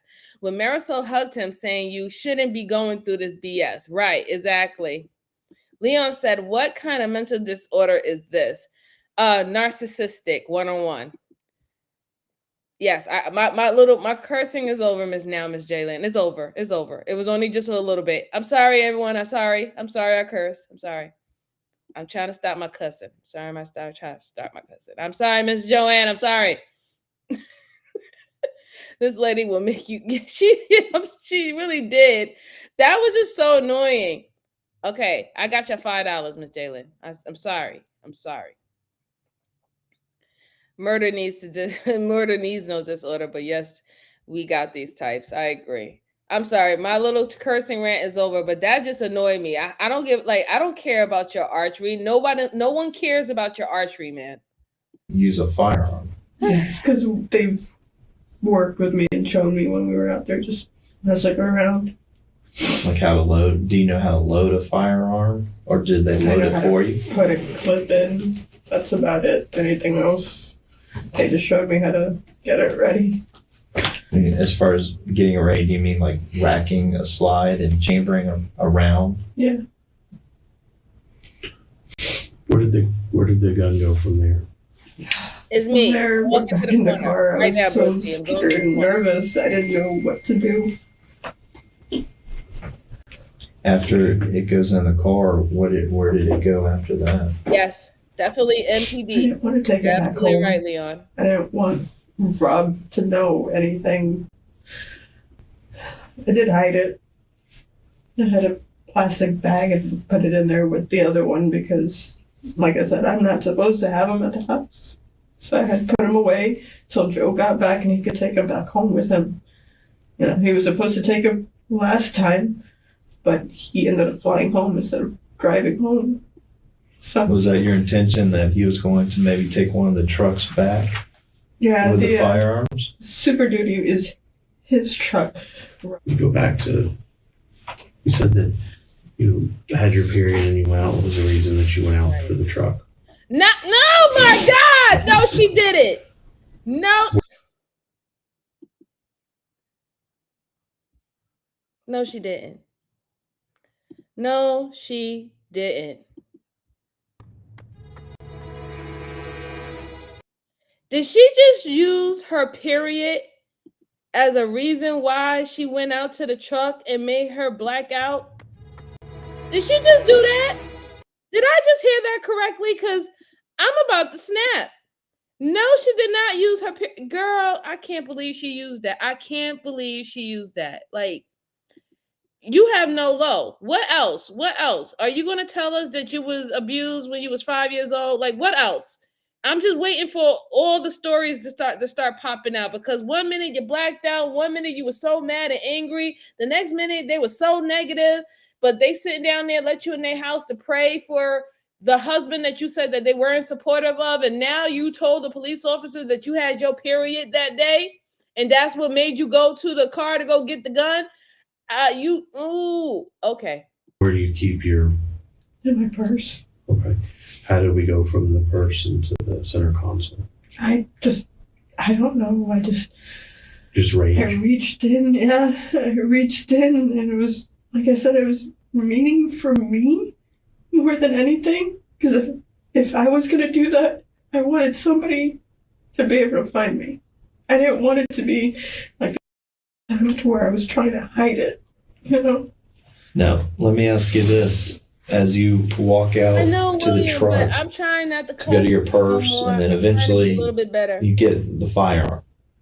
Had the talk with Virgil and Shirley become negative at that point before you walked out of the house? It was negative from the beginning. Pretty much as soon as you got there? As soon as I got there, they said, "Hi, how are you?" Asked about the kids. Made sure I dropped them off. And just started. Do you remember what they said? They were just disappointed, always. How Robbie was always a disappointment, and how he couldn't ever do right, and that he's always going to end up leading the same road, and that's why he's in trouble again with this. And it's like, I said, you guys were always so happy because I married him and he's doing better. It's not our fault that we tried to be good Christians and good friends to these people.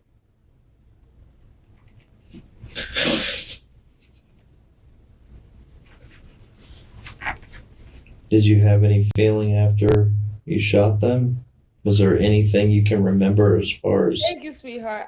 some sense of feeling or knowing where you were or anything? All the time, I was in the truck freaked out. I do definitely curse like a sailor, even though I'm not. I don't even remember doing anything else. I just always in the truck, freaked out. If you know, you know. Shaking.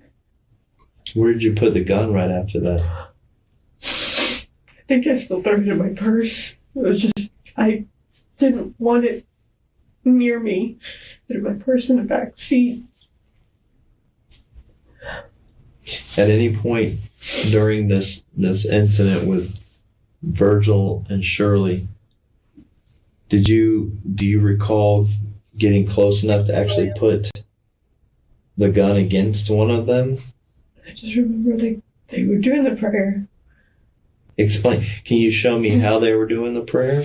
They were just standing up holding hands. And the family? This is annoying me because this is just showing you how horrible she is. They're sitting and they're in a circle, doing a family circle and praying with their head down. And she decides to take out the gun while they're praying with their hair down, holding hands, and shoot them in the head. You are a diabolical woman. You are beyond not being a Christian. You're a demon. You're a demon. You and you're a punk too. Because you couldn't even face them. You couldn't even face them and let them see who's the one who is attacking them, face to face. You had to wait until they're praying to their God, where they're the most vulnerable in their home, to do something like that to these people. And then you gonna fix up your face and say that you love their son, and they're sitting up there praying for their son? You're a despicable woman, yo. She's disgusting me. I'm sorry. I'm sorry about the cursing. But she is really disgusting me. Like she's I don't have no sympathy for this woman at all. I really don't. Miss Jalen said, William, trust me, that is all lies. Red light special is not that serious. It can be painful, but not to the point where you become a killing maniac. Miss Jalen says she is short. Brucey said, she's sure pushing the good Christian thing, isn't she? If you were a good Christian, you wouldn't be kidnapping a child from church. Exactly.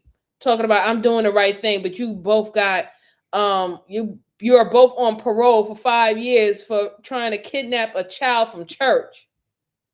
The Lord is nowhere in that lady's heart. Amen to that one. Let's go on. She's getting on my nerve.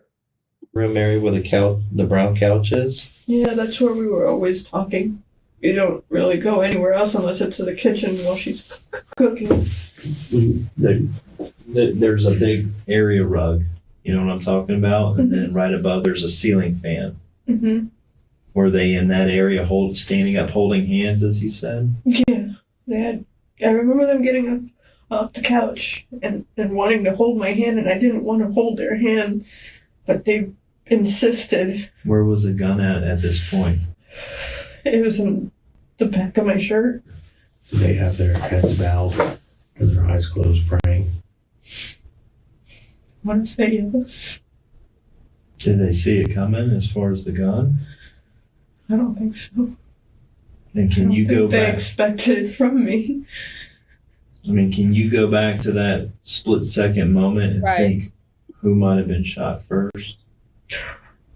I had told him I think it was Papa. And it's because he was the most negative. I mean, his mom, I expected it. Because she was always so judgmental. Cut the crap. Cut the crap. You didn't shoot Papa because he was the most negative. You shot Papa because you know Papa is stronger than you.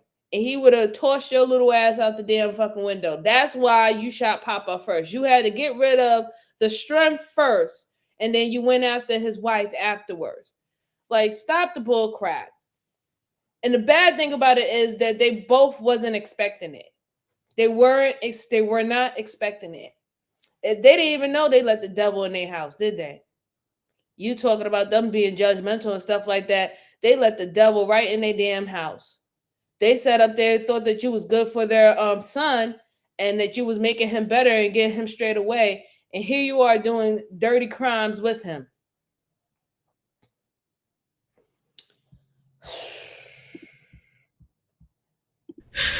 But Papa always kind of took his side. I mean, yeah, he was stern, but he always took his side and understood.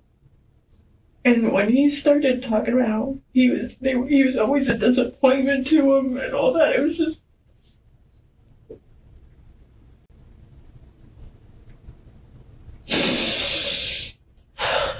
got so upset. I don't get upset. I had 2 toddlers. I'm not allowed to be upset. Marisol probably should have taken the route she does with her toddlers and put herself in timeout, rather than pulling out a gun. Even someone with 2 toddlers is allowed to be upset, as long as that doesn't involve, killing anyone. And yes, that includes in-laws. Not only was her act clearly premeditated, but the pattern of the shots that took the lives of Shirley and Virgil did in fact prove that they were shot while their heads were bowed in prayer. Essentially, what did I tell Marisol you? used the facade of prayer to lower their defenses and literally make... Didn't I tell you? Didn't I tell you? I have never seen this case before. I did not review this video before showing this. I'm seeing this for the first time with you guys. Didn't I tell you she shot them when they were in prayer? Because she's a punk. She was a punk. She waited until they were in their most vulnerable state, praying to their God, sending up their spirit, their hopes, their dreams, their wishes to their Lord. And she shot them in the most weakest state.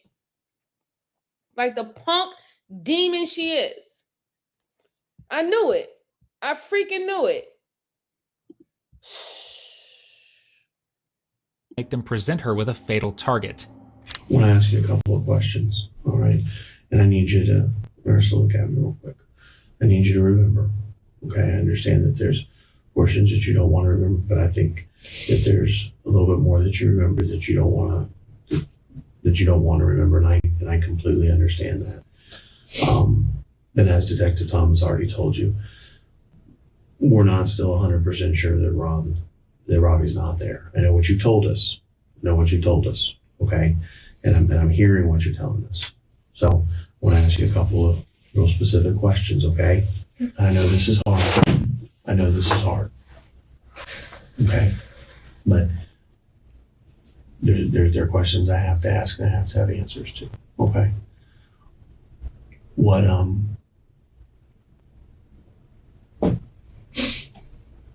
when you came out, based on what you told me, you came out from the bathroom and they're praying. All right. Were their heads down? Were they holding hands already?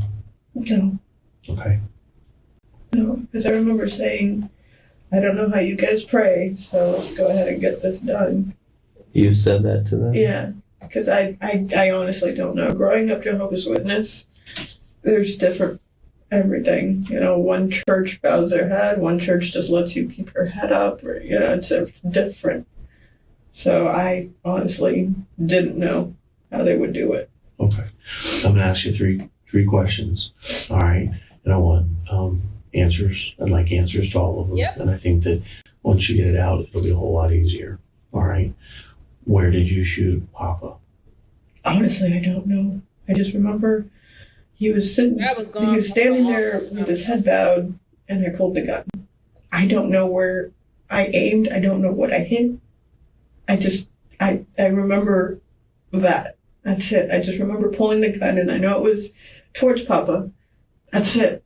Was it towards his chest, or was it towards his head, or was it towards his arm? Or I just want y'all to just look at her body language now. She's shrugged up as a girl. So now she's in her I'm a little girl, I didn't know what I did type of mode. She's trying to appear very innocent, pure, and honest, and that she didn't really know what was going on, to kind of lead into her story about her blacking out. This is just a tactic, guys, that she's using, right? Her body language is a tactic to make her seem she's not a threat to the detectives in the room. And hopefully that they'll show compassion to her. She's being very manipulative. She is a demon. Okay? It was very strategic what she did and how she planned it with his family, with his parents. It was not no accident at all. It wasn't an accident at all. She did not have a fit of rage. Her hormones did not get the best of her, that she had to walk outside to go get the gun. And then she goes into the bathroom. You went into the bathroom to load the gun. You put the gun under your shirt. They were already in mid-prayer, and you decided to shoot them. This woman is... This is not a woman. I don't know what this creature is. She's a creature. I don't know what she is. That's wrong. While their heads are down, not going to heaven for sure. Washu said this murder was already a sin, but she made it blasphemy. Yeah, her soul gone at 23. Yep. They were Jehovah's Witness? No, they were Christians. She's saying that she comes from a Jehovah's Witness family. She's lying. Yep, she's completely lying. Boot said, if in the moment about to take a life, you got Jesus thoughts going through your mind, but you continue to execute someone, I'm pretty sure you're in trouble. And she's a Christian. Yeah, okay. Yeah, she's not a Christian. She's from a Jehovah. I guess her family is Jehovah's Witness, or she used to go to a Jehovah's Witness church, that type of community. So she's saying she didn't know how they pray. And she told them that y'all can go ahead and start the prayer because I don't know how you do things. And that's why she was able to get them in a prayer stance while she went to the bathroom, and then she was supposed to join back in. But when she came out that bathroom, she didn't join in with them. She actually just went and shot them while their heads were down. They weren't expecting it at all. Wasn't expecting it at all. Evil, heartless. Yes. Yes, she is. I know all about that religion. I do too. I had an aunt who's Jehovah's Witness. Had MJ call. She is a demon. She's a demon. That's a demon right there. Straight up demon. I honestly don't know. I'm 4'11" and everybody else is taller, so I just aimed. I don't know where I aimed. I just pointed. That's it. Okay. Where did you shoot Ani? I don't know. I Where do you think you shot her? I don't know. I was thinking my arm because she was so close to me, but I don't know. I really don't.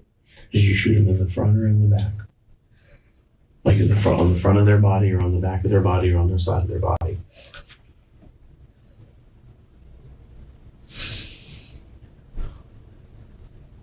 I think Papa was facing me more, whereas Anya was kind of sideways to me. Okay. You don't? Okay. How many shots do you remember? I want to say 2. I don't know. 1, 2. I'm honestly, I don't remember. He does. All right. No. When you said to the side of you, can you stand up for me real quick? So you think you guys were standing up in the center of the room, they want to hold hands and pray? So if I'm Ani, and you're obviously you, can you demonstrate how she would be standing I to think she you? was close to me, like she wanted to. Like almost facing you like this, or turn? Sideways, like she wanted to be like right next to me. So if I'm her, she would be like this. Yeah. Maybe a little more this way. I just know she was kind of wanting to be close.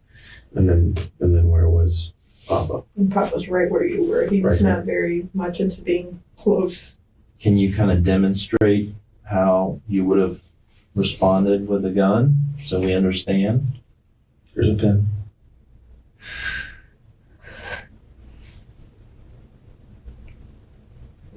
I know why you're doing this, and it's just Hey, love. Okay. What's having a hard time right I now. understand. She is trying Oh, to sorry, but glasses. she's still a demon. Why do you think we're doing this? I'm moving your glasses so you don't sit on them. Why do you think we're doing You this? need the visual. I've learned enough in my years of reading and watching. You just need the visual just to put it all together. And you're the one that can put it together for us. It may seem like police are really harping Marisol about details, but it's for good reason. If she can provide them with information that only the killer could know, that would prove that isn't covering for Robert. Every detail she can provide that's accurate is one more seed of doubt sowed against her husband's involvement. When you walked out, where was Papa laying? I think I tried to avoid because I think I remember going to the kitchen trying to get out the door. Okay, did you go out the kitchen door? See, her demon ass don't realize that everything that she's doing, she thinks that she is protecting and clearing her husband. But not giving all the information by detail what happened, lets them know that the husband could have possibly been there. The husband could have possibly helped you. And then y'all strategically called, or he strategically left and then act like he was re-entering the house to find his parents in that state. And the reason why they want to know, because if you're the one who's coming clean saying that you did the act, then you should know step by step how you did it. If you're leaving out information that you don't know where the person was shot at, you don't know what happened, what did the mom say once you shot Papa, you don't know none of these things, then it would make them believe that maybe it wasn't only you that was there. The killer would know exactly what he or she did. So she thinks that she might be helping her husband, but in fact, she could be incriminating him more into this situation because she's leaving out details that a killer was supposed to know. But, she's a demon, so. I'm glad that you're happy, Hate Love. It was locked. Okay. Where was Papa laying?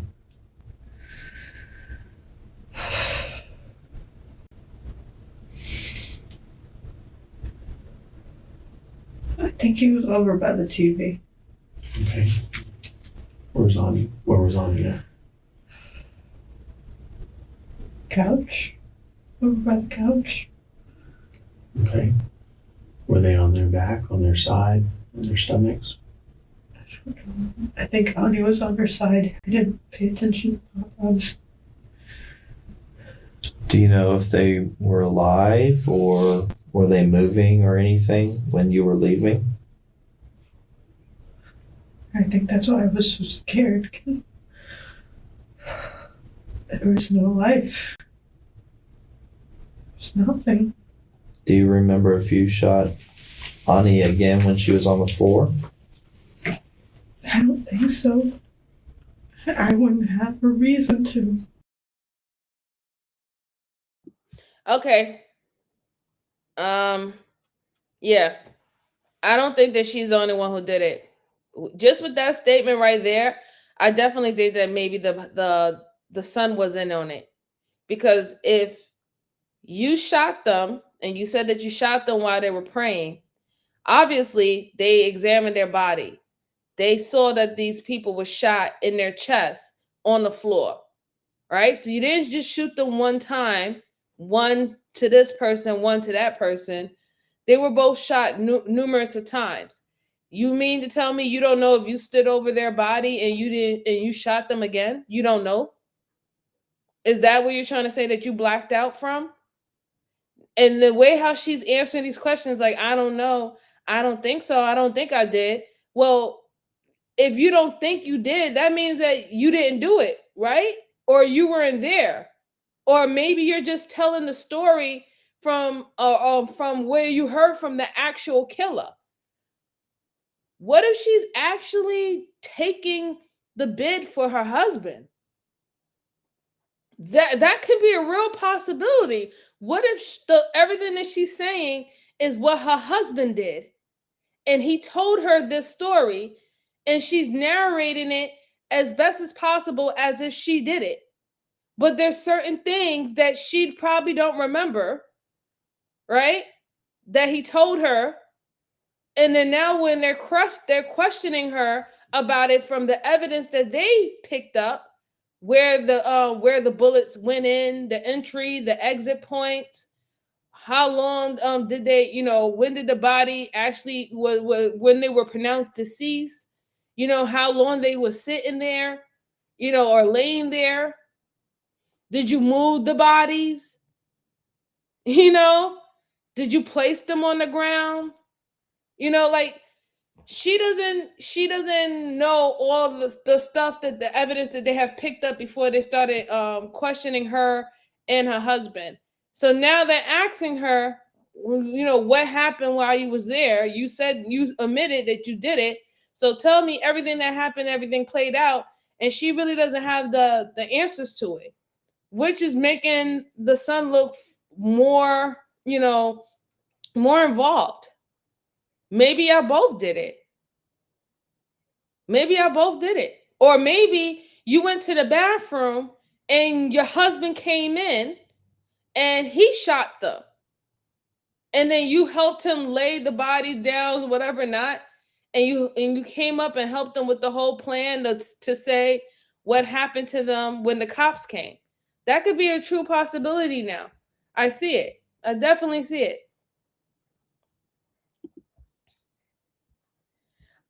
Oh, thank you. Hey, love, I appreciate it. Thank you. Washu said a killer would not forget these critical details, or at least even if they are intoxicated, etc., they must recall a few critical details. Right. A killer would not forget those details. It would not be a I don't know type of situation. It's either two things that a killer's going to do. He's going to say, I don't know, but you can tell that they're withholding information, right? And you can tell that she's in a stance of where she's withholding information. Or they're gonna say that they didn't do it. If she would have done that, she would have known that, right? Robert said, Wushu said, Robert would have been the worst mistake of every girl he's ever dated if he did this. Yeah, she's taking it up for her husband. I think so too. I'm really getting that from her now. I don't know. I don't know why I would do another shot at all. I mean, I'm not that great of a shot, but pretty sure something that close range would have, I don't know. Do you remember putting the gun up to their body at all? I just remember lifting the gun. Okay. I didn't know if it was going to go towards me or to who. I just remembered lifting the gun. That's it. Was Robbie there at all? No, I know he wasn't there. Because his parents would have not said any of those negative things, not as bad. You know, especially saying that they were disappointed in him. They wouldn't have said that. To his face? Correct. To me, it's fine because it's me. To them, he knows that they're disappointed with him, so it's not something they need to say. So that's why you're saying they wouldn't say it to his face, because he's aware that they feel that way.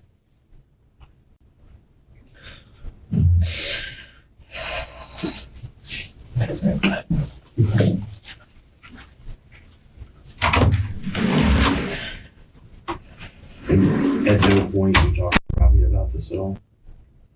I didn't want to. I believe so too. Remember, she said she don't like guns, right? She's into archery. Okay. He knew I was nervous. That's all he knew.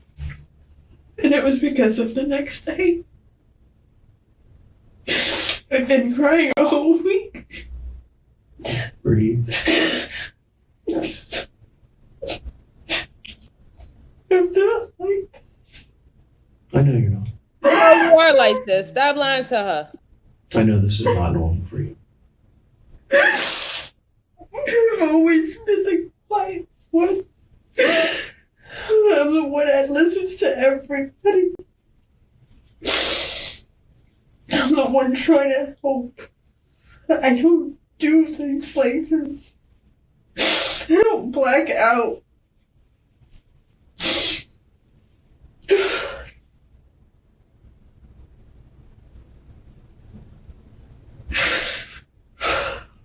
If she said black out one more time. Marisol's statement about how Robert's parents were more likely to complain about him to her than to him actually checks out. In fact, according to Robert's family, his parents actually warned Marisol not to marry their son when the two began a relationship. In retrospect, their warning really should have been the other way around. I wanted to talk to Robert too. Let him know. I didn't want him. I was lying to him just out of spite. If you could tell the family what happened, what would you say? Or Robert?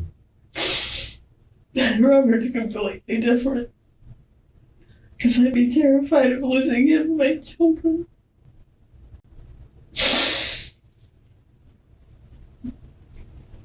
I just told him that I was needing to do it for me, and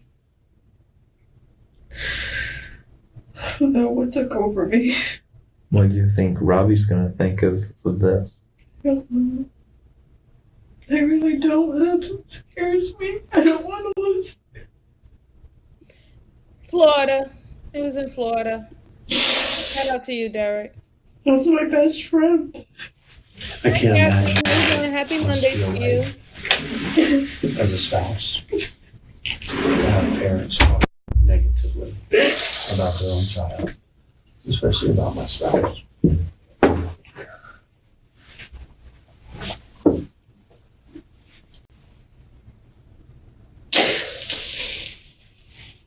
It's not that they hated him, they were just so disappointed and never got over things that he's already apologized for and done time for. Yeah, he even said that him meeting me was the best thing because he's changed for the better.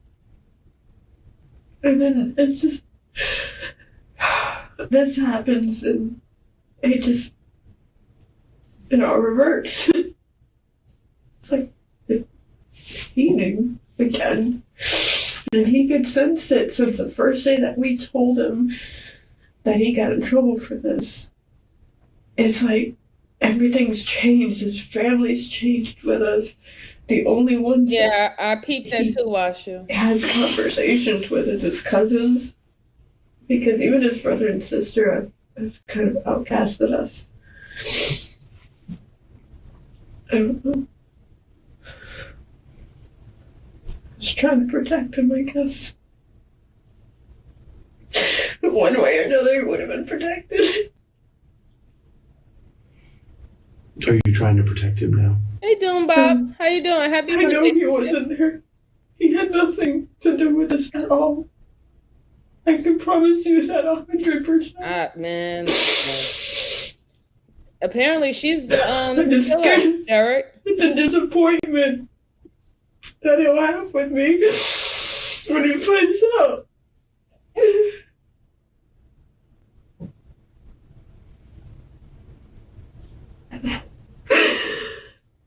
Should have been me. Who could have avoided all this? The divide between the Best family was undeniable. When questioned by a local news station, Robert's sister told them he's a con artist, basically. Everything he does is a little fishy. His brother, the former cop, added that he was a habitual liar, saying, "He talks, we hear him, but we don't listen." That's a 1-star review if I've ever heard one. Yeah, because now's your time to say whatever you want to say. Just want to apologize. Karma's at me. You know I will.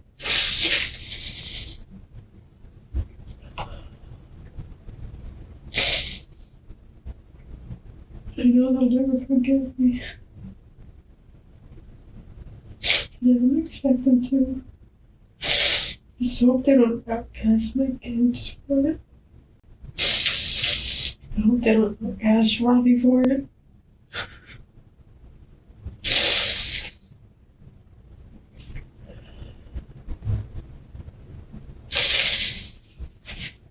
There's some cases where forgiveness comes and some cases where forgiveness goes.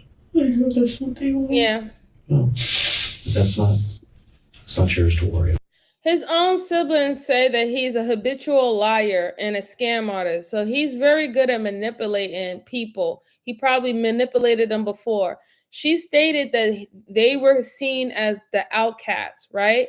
Meaning a lot of people in the family didn't want to deal with them because of the things that they were doing, right? Scamming people, money laundering, robbery, arson, trying to kidnap a 16-year-old girl from church.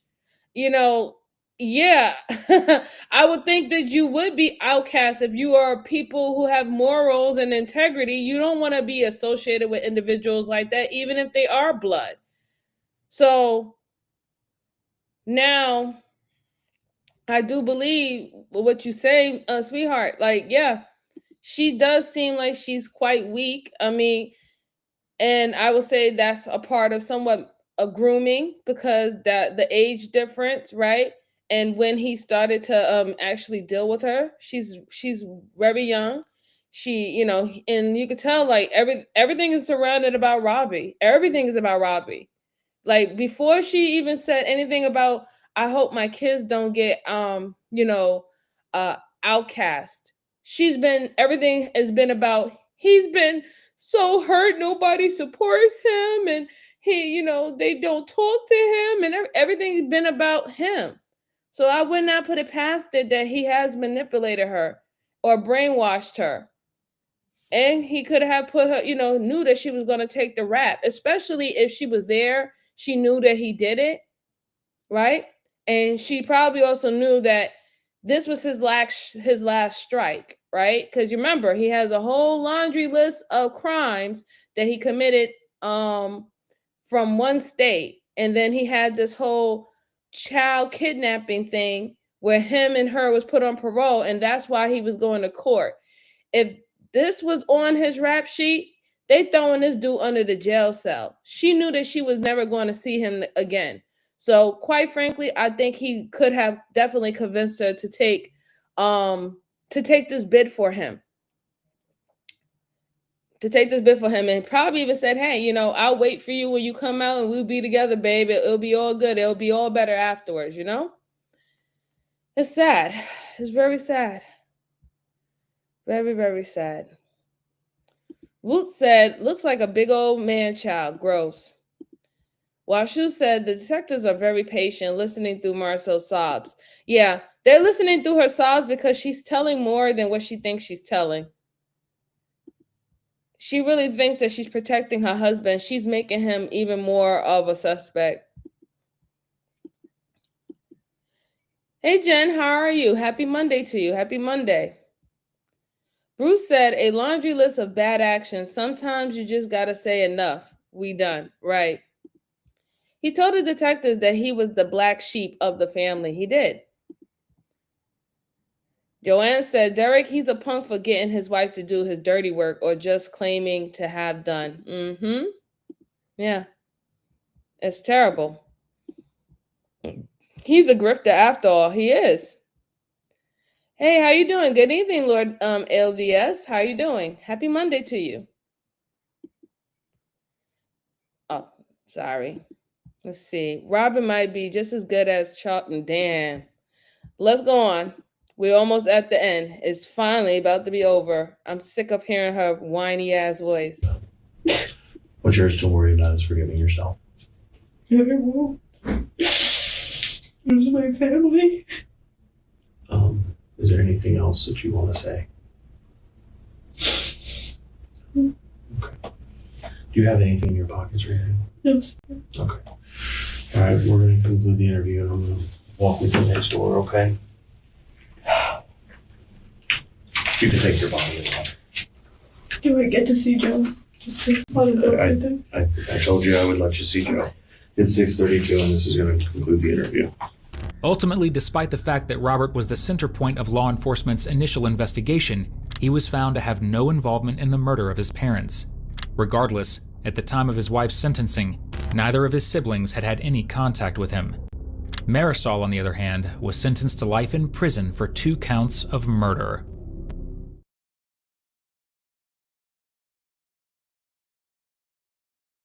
So he was able to get his wife to take the bid from him, and he got out scared, Clay's free. She's gonna spend the rest of her natural born life in prison, and she's 23 years old with children.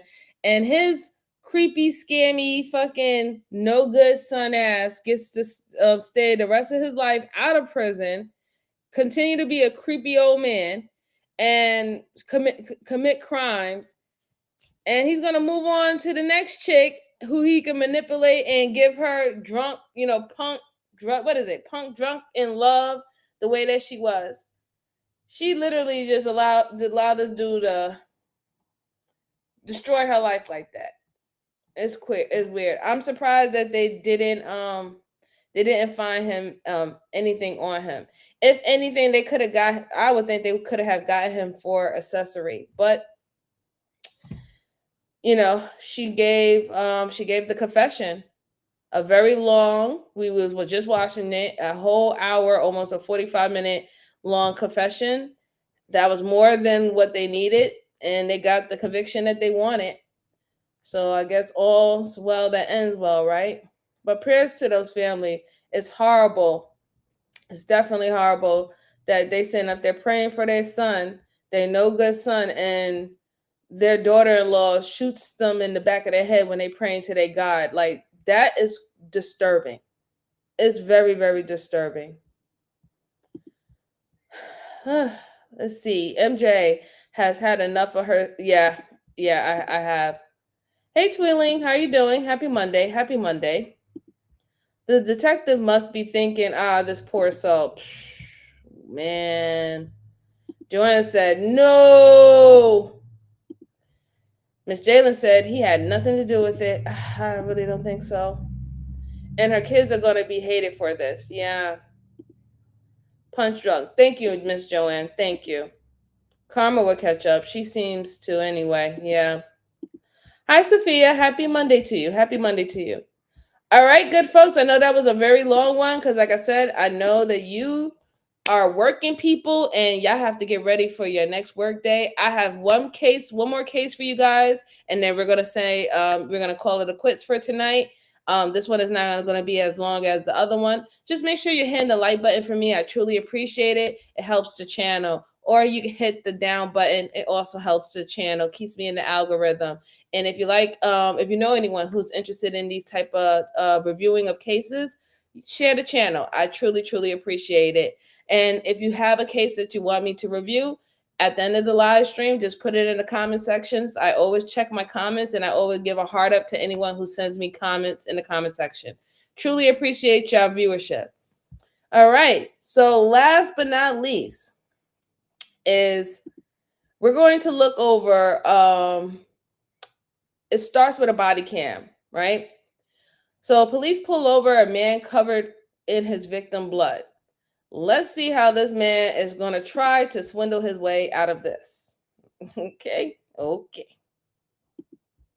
And here we go. Back in 2020, officers conducted a traffic stop on a driver who failed to turn his headlights on while driving at night. Can you put your hands on the wheel, buddy? Okay. Hey, I'm Officer Smith. The reason why I pulled you over is you don't have any lights on. Have a good night, boo. Are you okay, bud? Yeah, I just had a nosebleed. The officer walks back to his patrol car to run the driver's information. It comes back that his name is Jared Neumann and his license is suspended. You just got a sign saying that you're going to show up. Okay. All right? Yeah. And you can keep my pen because you're coming in. The officer on the other side of the vehicle notices that Jared looks like a crime scene. What's going on? Why didn't you grab blood all over the place? I had a really bad nosebleed while I was driving. I couldn't really do anything about it. Nosebleed? Yeah. Why is it all over your pants too? Why is it all over? See how it's a weird thing, you know? You're just covered in. I don't know what else to tell you besides I had a nosebleed. You guys in the vehicle you know about? You mind stepping out and search real quick? Blood all over your toes. It's like you bathed them. Here, just sit down. Corner. So what happened for real? I got in a fight with somebody, and they hit me. And so this is a goof trope, okay? So you are driving without your headlights on. You had a regular, violation. They were just going to give you a ticket and be on your way. But you got blood all over the place. There's blood all over your clothes. There's blood all over the seat. And it was more blood than just a regular nosebleed. Like, seriously, my guy. Like, you really try to say the amount of blood that was found all over your car, inside your car, and on your clothes was a nosebleed? If that was the case, you would be getting a ride to the, to the emergency room if you're bleeding that much from your nose, right? So now I'm glad that these cops actually looked at the situation. They had to detain him and they have to ask him questions because these are not the cops that is at the scene of the crime. We don't even know if the scene of the crime is even in their district. He might have been driving past their district to go home and they made this stop, for him. So now they're going to have to circle back and find out what happened after getting information from this guy. But let's go on. What an idiot. I got beat up. Where does this happen, in Boca? Yeah. It's no big deal to me. I mean, you beat the out of me pretty bad. Who is this person? I don't really know him like that. He was just somebody that was arguing with me. Promise I'm fine. I just would really like to go to bed because I got to rest up for work, and I really just appreciate it. You said you don't have work till Wednesday. I know, but I gotta. You don't need 3 days of rest for work. I mean, I don't get enough rest. I would really just appreciate it. So you're gonna sleep from now till Wednesday? No, okay, I'm gonna rest up and just I'm gonna relax. appreciate it, and I'm gonna have FD come check you out, and that's not a thing. I'm not saying you have to go with them, but they're gonna check your vitals. Okay. And they're gonna check everything, okay? While they wait for paramedics to arrive, officers find out that Jared has been living in his vehicle for quite some time. I gotta tow the car. And it looks like you live in it and you work out of it, so... Yeah. You able to call somebody? I'm really not. Can you please, not tow the car? That's what I'm saying. If you can call somebody... I don't have anyone to call. If you take that car, I have nothing. I'm going to be sleeping on stuff I understand that, but it's also a liability on me if I knowingly let you leave with the car and then something happens. It looks bad on me. Nothing's going to happen. I'm just going to pull over in the nearest spot and that's it, While Jared was being checked by paramedics, an officer received a call stating that they had found his father's body in a parking garage with over 27 stab wounds. This led them to believe that No! Stop playing. So this guy he's been living in his car for quite some time. He probably went over to his father's house to get money, help, or probably try to crash there. Father was like, no, because probably he's a drug addict or something like that. But apparently, they just found his father stabbed multiple times in his house. But you told the police that you just got in a fight with somebody outside. Such a coincidence, right? Just this boy. No, and then he tried to hustle the cop saying, yeah, I got my ass whooped. It is what it is, but can y'all let me go? Because I got to go to work on Wednesday. What? What? What is not Wednesday? Why are you worrying about Wednesday, sir? You're not gonna, you gotta rest up and recover for 3 days after getting your ass whooped. That means that you need to be in the hospital if it's that bad.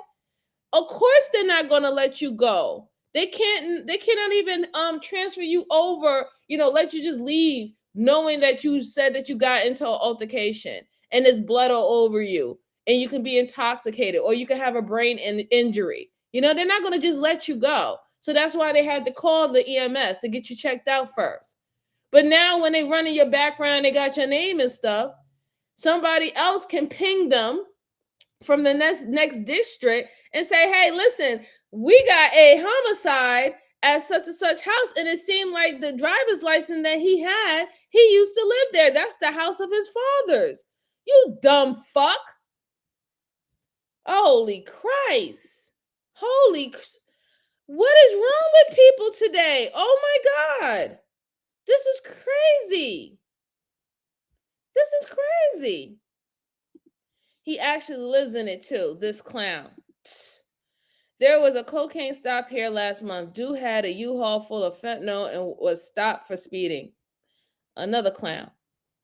Sweetheart said, wait a minute. Did he say father was stabbed? Yes, the father. The father. Hate Love says, I know I'm British, but Americans sure have a lack of... Oh, come on. That happens everywhere, Hate Love, not just only in America. Washu said Karma wanted his bitch ass for real. Yeah, Karma was like, it's about time. We're going to make sure that comes as quickly as possible. That's crazy. Yes, it is indeed insane. They have lost their mind. They have lost their rabid ass mind. Let's go on. That Jared had something to do with his death, but without any further evidence, they were forced to let him go. A few hours later, Jared was pulled over again for driving without a license, and this time, he was brought in for interrogation. You hang out with anybody from work? Not really, I don't know them like that. No? What do you do in your off time? I just, watch, anime, like the Japanese anime stuff. Oh, okay. Yeah. Is that Pokemon? No, not Pokemon, that's like for 10-year-olds. Oh, I don't know, I'm just saying my son used to watch it, yeah, so he used to deal with all that Pokemon stuff, yeah. Tonight, I want to ask you about some stuff, about why you're here tonight and everything like that. But in order to do that, I have to read you your rights real quick, okay? So, today, tell me what happened today. I was driving in my car, and the police pulled up behind me and told me to pull over and stop the vehicle and place my hands outside of the vehicle so they could see them, and then told me to step out of the car. I think they put me in handcuffs at that point, and I asked them what was going on, and they said they would need to tell me later. Did they tell you at all why you were arrested? No, no? Not at all. Okay. Not because we got a phone call that people were concerned about you last night. Last night? What people? The Delray Beach Police Department. Oh, do you remember that? Yeah, I do remember that. Yeah. Okay. Because they stopped you for your license too, right? Yeah. So they told you shouldn't have been driving, right? Yeah. Yeah. What did they tell? They gave you a break? I mean, yeah, they basically, I just took the car back because I needed to go to work, and I needed, the car. Right. Yeah, that's the only reason I was driving it. Right. But you gotta do what you gotta do sometimes. Yeah, I know. Agreed. Those officers were concerned. They said that you may have been in a fight and got hurt or something like that, but you didn't want to report anything. Mm-hmm. Is everything okay? Yeah, I'm okay. Do you want to talk to us about what happened? I mean, I'm okay. I don't really have anything against the person who did that. And who's the guy that confronts you?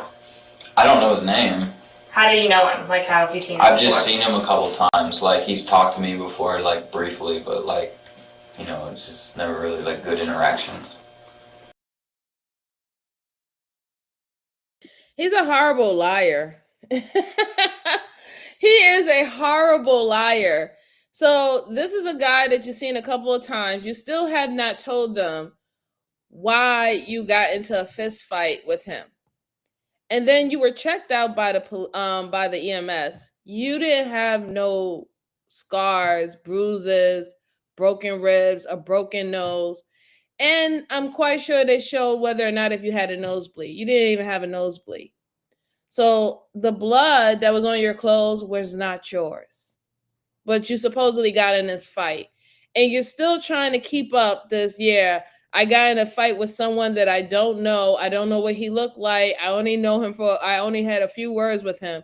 You can't tell them what the altercation was about.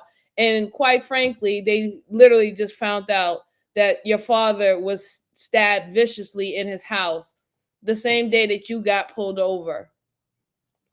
Boy, have several seats. You're a horrible, horrible liar. Horrible liar. Washu said he knows about the DNA, right? This has been a wrap for him, and he still wants to be goofy. He still want to act goofy. He still want to act goofy. He gonna hold on to dear life with the goofiness. Is there something else going on that you want to tell us about? You look like you're upset about something. What do you mean? You just looked like you got lost in thought for a second. I just want to make sure that there's not a missing piece to this that you're holding back on or anything. I'm okay. All right? Yeah, I'm okay. Okay. The detectives know that Jared's father lived with him in his vehicle before he was murdered. They also know that his father kept tools in the vehicle so he could do odd jobs around town. The detectives ask Jared about the tools, and Jared claims they are his, even though he has no idea what he is talking about. That car that you have, does anyone else drive it? No. You're the only one that drives it? Yeah. Because there was like some tools and stuff in there. What are those for? That's for work. Okay, so what do you do with those? There was a painting job I had. What kind of painting? What do you mean, what kind of painting? Like interior, exterior, houses, finishing, business? Just exterior painting. Okay. What is it? This is like... We're just kind of curious. We're just trying to get to know because we saw all that stuff. Oh my God, how much of an idiot can you be? Like, you don't even know what type of tools you have in your car. You said freaking painting. You didn't... Ouch, my head hurts. It's hurting. It's hurting. Sir, it seemed that your father was the one who was working. And it seemed that both you and your father was living in your car. And that's a horrible situation. I don't know, what led to that. But your father would do odd jobs. Something happened between you and your father. Don't know if it's money-wise or anything. But what you was trying to do after you viciously murdered your father, you was trying to skip town. That's why you was found in another district. That's why you was picked up with another cop outside of where you actually live or where your residence is in is in the system. This is okay. Let's hear Mr. I'm a terrible liar. Let's hear him go on. There. Like, it almost seems like there's more than one person. Like really weird questions. Like, no, it just seems like there's more than one person living in the car and stuff like that. More than one person living in the car. There's a lot of stuff. Right. For more than one person, yeah. That was all. Just you? Yeah. Okay. I mean, what is all this for? Why am I being questioned and all this stuff? Well, there's just certain things that you've been telling us that just kind of don't, like, they're like really easy questions that, like, it seems like you're not telling us the truth on, so I don't really understand why you'd be... I just feel like, it's like kind of prying into my personal life, I don't know you people like that. Like, what is this about? I mean...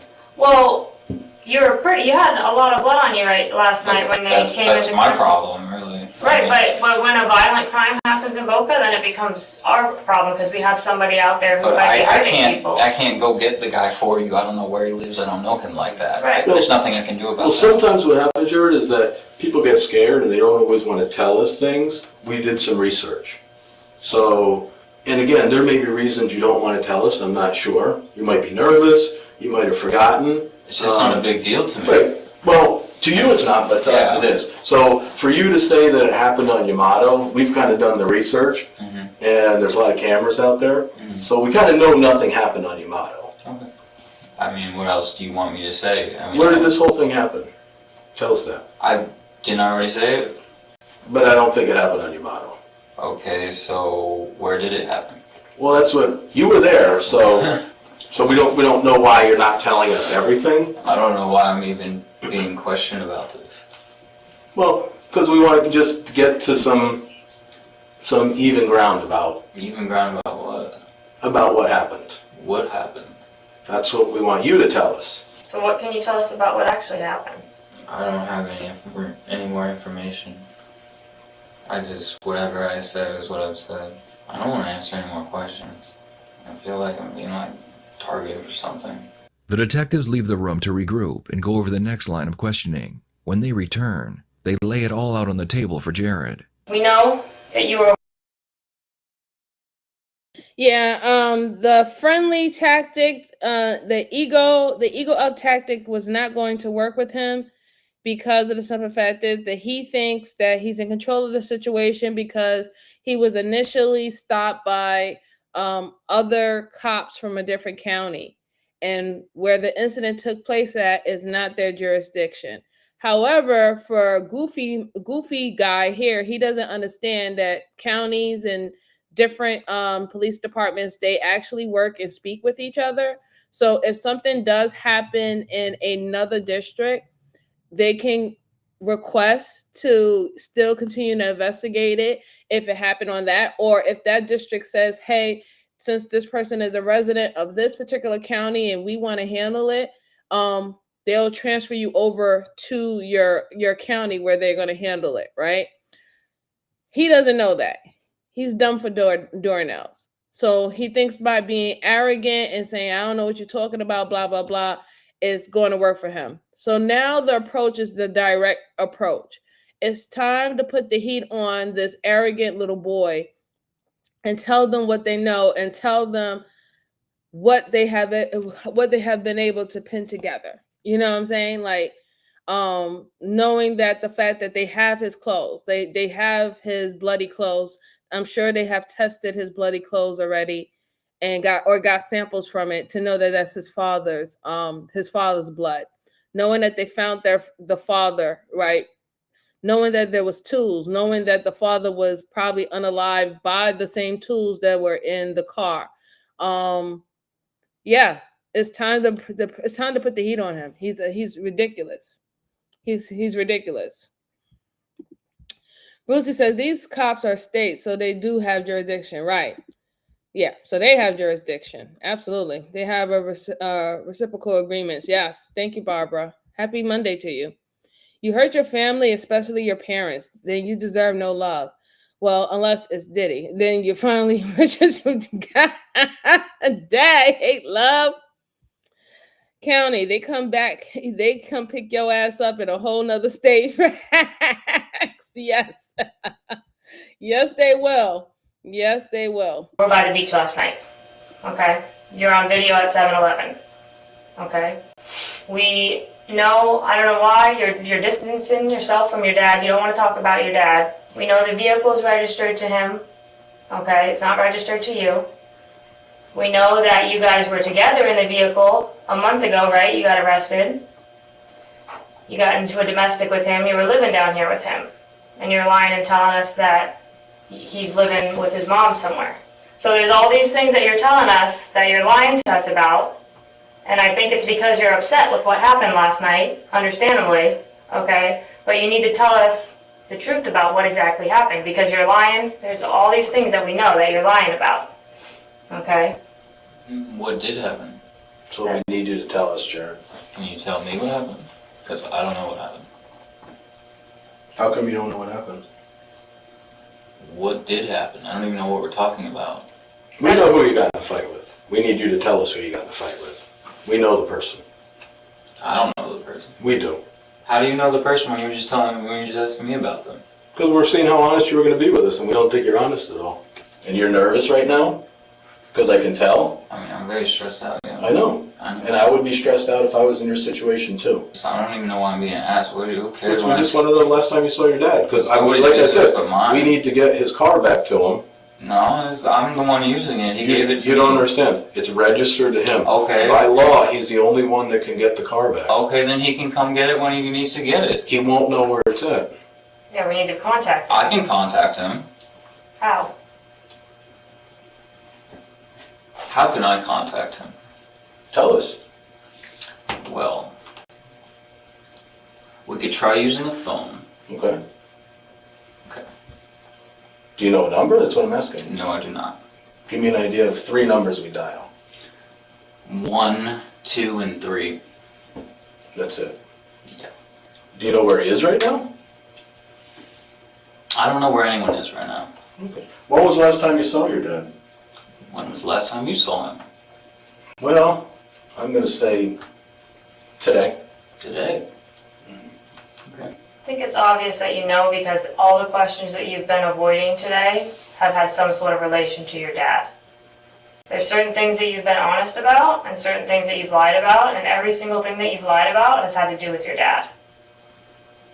Wait, I'm confused. What are you confused about? Right, exactly. What is this? What are we talking about? Your dad. Okay, what's going on with that? You tell us. I would like you to tell me. The last time you saw him, when was it? What's going on?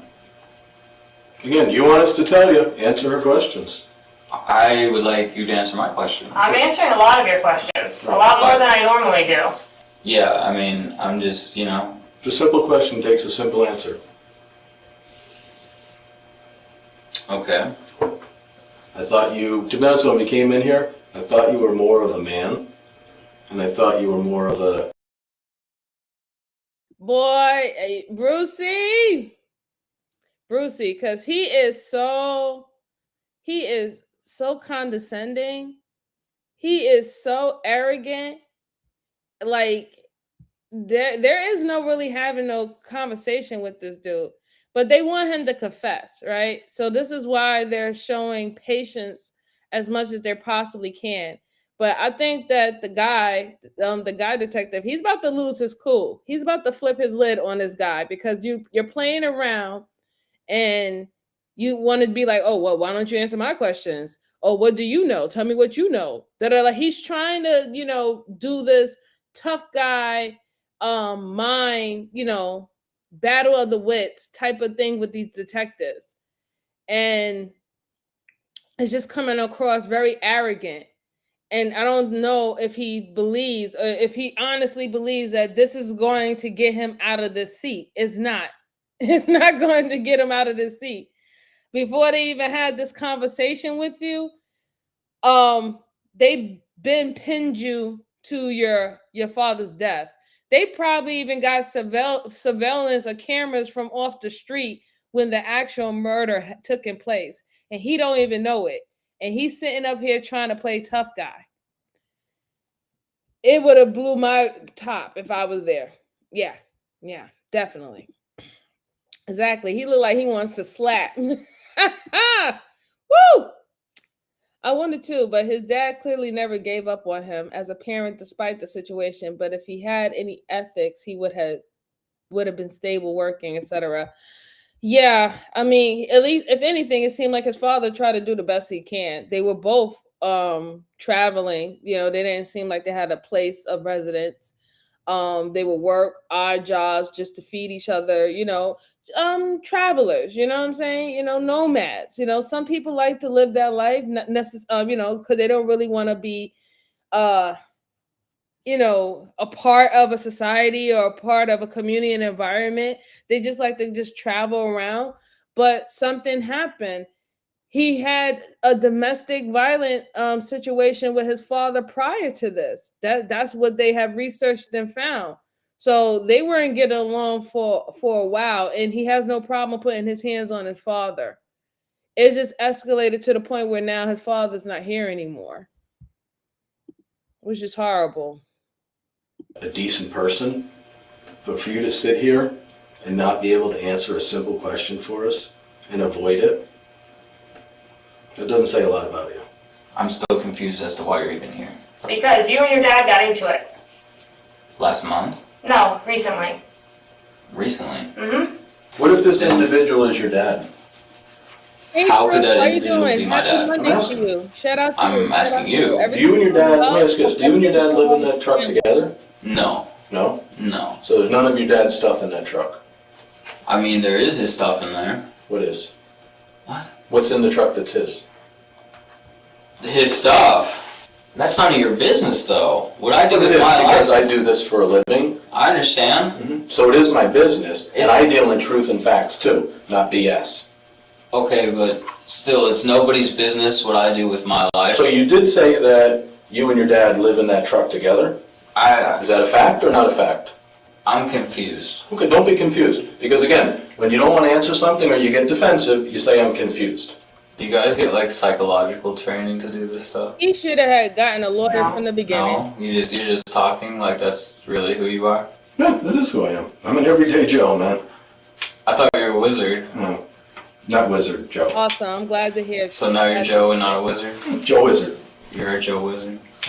Before they end the interrogation and Apparently, release Jared, he loves- the detective has one more question to ask him. Do you want to tell us anything truthful before we go? I mean, not really.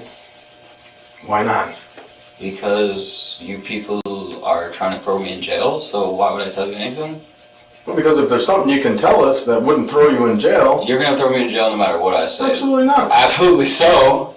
If you can give us a good reason as to why this whole thing happened... There is nothing I can do from this point. If you have evidence, I'm going to jail. There's no getting out of this. Listen, Jared, she told you before, there's certain reasons that certain things happen. Tonight, yes, you were driving without a license. We can't do anything about that. You don't have a driver's license. Uh-huh. The other stuff, if you're giving us an honest reason as to what happened and why it happened, and it's believable, then yes, we don't make up stuff. Like when we talked about facts before, it's the facts.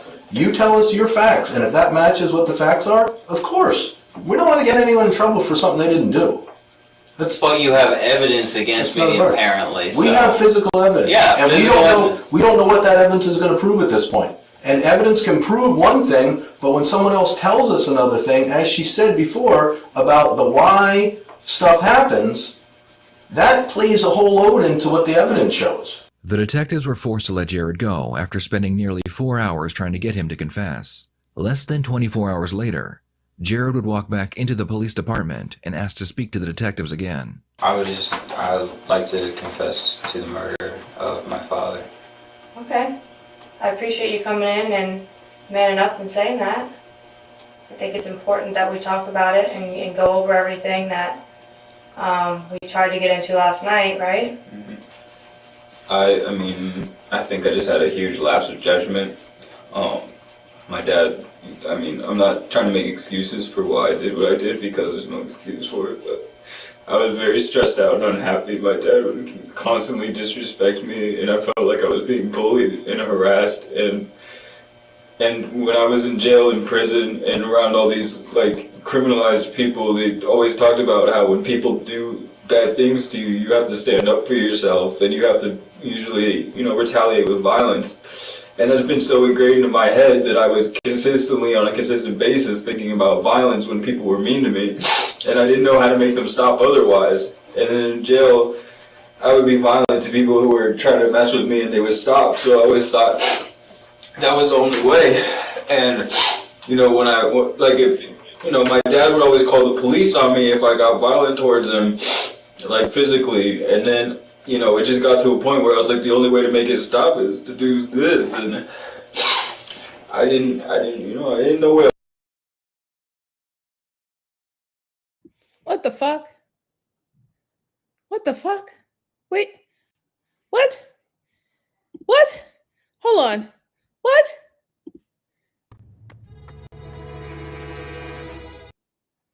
What? Do you think that that you have the right to get physically violent with your father and he's not supposed to call the police on you? Like, you lucky your father didn't take your life. Okay? What, you think that you should be able to beat on your father because you're mad and you're angry and you feel that your father is disrespecting you? And then he's not supposed to call the police. He's just supposed to endure you beating on him. And then you said you wanted it to stop. So the only way that you wanted him to stop calling the police on you because you was not going to stop putting your hands on your father is to unalive him. And you sat up there and you want to talk about all people bullying you. And you just went through a word vomit of everything that has happened in your life up until now. It's like, it's crazy how he went into straight victim mode when he was acting like a tough guy 24 hours ago. I don't know what you're saying. If you got proof on me, I mean, it is what it is. I'm going to get locked up. So I don't know what you're saying. Why don't you tell me what happened, whatever not. And now you acting like a little giddy little girl. And you and everybody mean to you. Everybody's like.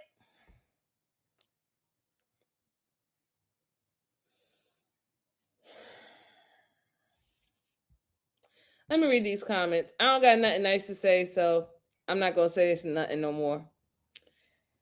They allowed him to go home. Yeah, I'm surprised about that. Whoa, yeah. Not the crocodile tears. So what? He is the abused victim, but he's trying to cry, but no tears. Yeah, he's the victim now. He's the victim. Yes, absolutely. I'm sorry, my bad, but it's the truth, though. It's the truth. It's the truth. Like, all it did was one look inside the can, and he snitched himself for even a day less.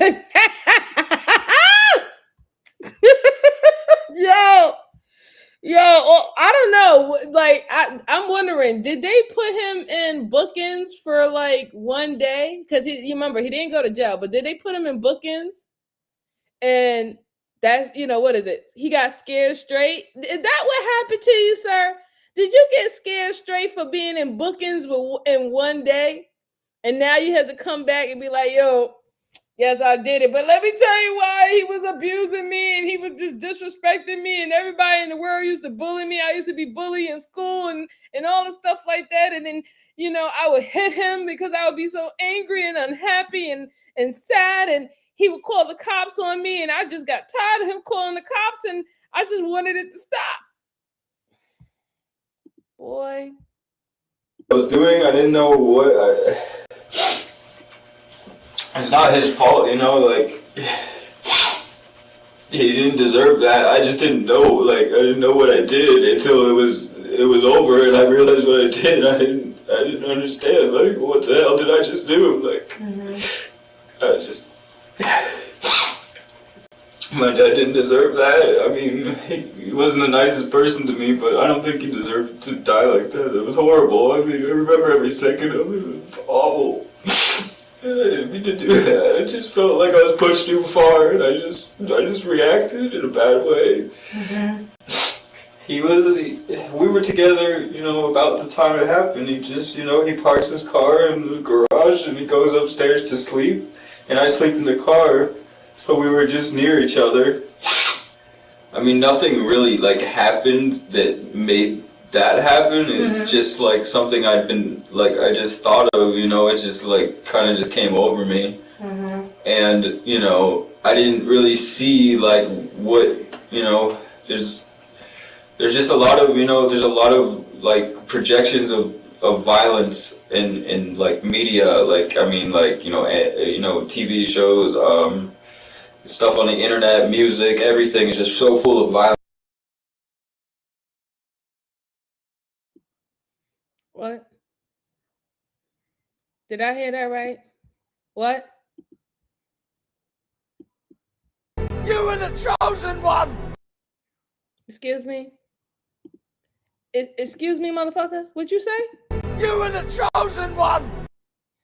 Sir. Not you trying to blame all the violence on media, TV, and all that stuff like that. But then you just admitted that your father didn't do anything within that day for you to do what you did to him. You had no reason to viciously attack him and stab him multiple times in his garage. None. Y'all didn't have an argument that day. He didn't call the cops on you that day. Nothing. You just whoop-de-doo had a thought and you're like, you know what? I'm angry and I don't know how to control my anger. And I want to, I just want to kill someone. Oh, guess what? My father's here. Great. Let me go ahead and do that. This guy, man. This guy. I saw what you was trying to write. You're not slick. That's why you have been blocked forever. Have a good day. Let's see. Joanne said he can't even blow his nose pretending to cry. It's crazy. I.e. drugs. I don't even think he's under drugs. I think that he has antisocial personality disorder, but even that is not an excuse. He's crazy. Yeah. That boy was acting real tough for a minute. I think the detective saw words will not work, so just let him see life, to be honest. Yeah, I think so too. Now he fake cries make him sound like yeah, it does. He's talking about projections of violence. Yo, did he go home? Did he take that 24 hours and go home and started reading about psychology? Is that the reason why he's trying to come on and make it seem like he has all this mental issues and all the stuff like that? And, he just lashed out. Is this one of those blackout episodes again? Because we saw one person said that they blacked out. And here comes another one saying that they blacked out. Oh my God. Now, and it just totally, controlled my mind. Like, I just thought that was how you're supposed to react to people who do bad things to you. Right. And I just made it, I just didn't even, I know this part's hard to talk about, but can you tell me exactly what you did to him? Yeah, he was sleeping, and I walked up, and I had a knife in my hand. And I think the blanket was over his head, and I pulled the blanket off, and I think I started stabbing him in the and he was, telling me to stop, and I didn't, and I said no, and I didn't know what I was doing at all, and he fell on the ground at some point, and and I just told him just to go to sleep. I got him. Stop fighting, just go to sleep. And that's pretty much everything that happened. I saw the light leave his eyes and everything. Where the knife that you used, how did you get that? I bought it from the dollar store. That day or earlier? That day. Earlier that day. What dollar store? On Federal. Yeah, I bought a bunch of trash bags and some gloves. Okay. When you went to the dollar store initially to buy the knife, is that what you were thinking about? Well, that's why I bought the knife, yeah. So you're a whole damn idiot. You're a whole idiot.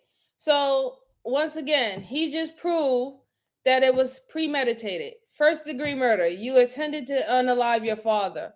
So this whole spoof about talking about how much you're a damn incel and everybody hurt you and you and all the disrespect and you was unhappy and you didn't know what you was doing and you just got carried away and he was telling you no and you didn't stop. You ambushed your father and you just now confirmed that you literally went to the dollar store to buy the knife specifically for that. And because you are a dumb son of a gun, you don't even know that spells you premeditated to murder him. It wasn't no spare of the moment. So even if you wanted to say that you had a manic episode, you can't, that's out the window now. Because you went and purchased a knife to stab your father with. And then you ambushed him. You ambushed him. The poor man sitting up there sleeping. He probably worked all day doing painting people houses and stuff like that. And then jobs to feed you and your ungrateful fucking ass. And that's what you do?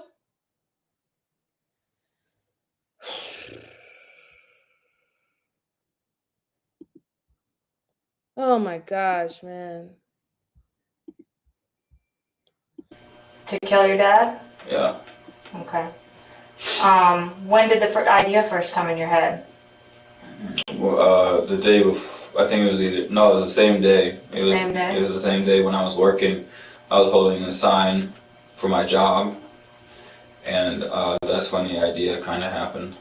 Oh, it was really just a lot of selfishness, and misunderstanding things. In all honesty, I was tired of kind of being woken up early in the mornings and kind of being stressed out, and I thought I'm gonna be honest, I thought things if I kill him, I'll just be able to take his car and I won't, I know that obviously it's not gonna work, but take his car and just be able to sleep, and my life will be better, I'll be free, and I won't have to deal with this anymore, and stupid shit like that, Mm-hmm. Yeah, everything was blowing up and you just didn't want him to be around anymore. I really just wanted the stress to.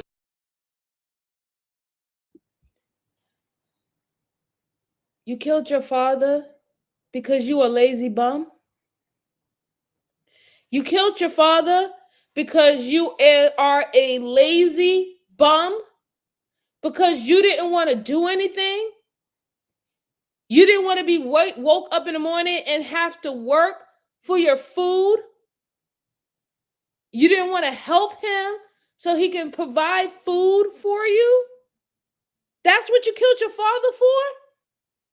Because you want to be a lazy fucking bum?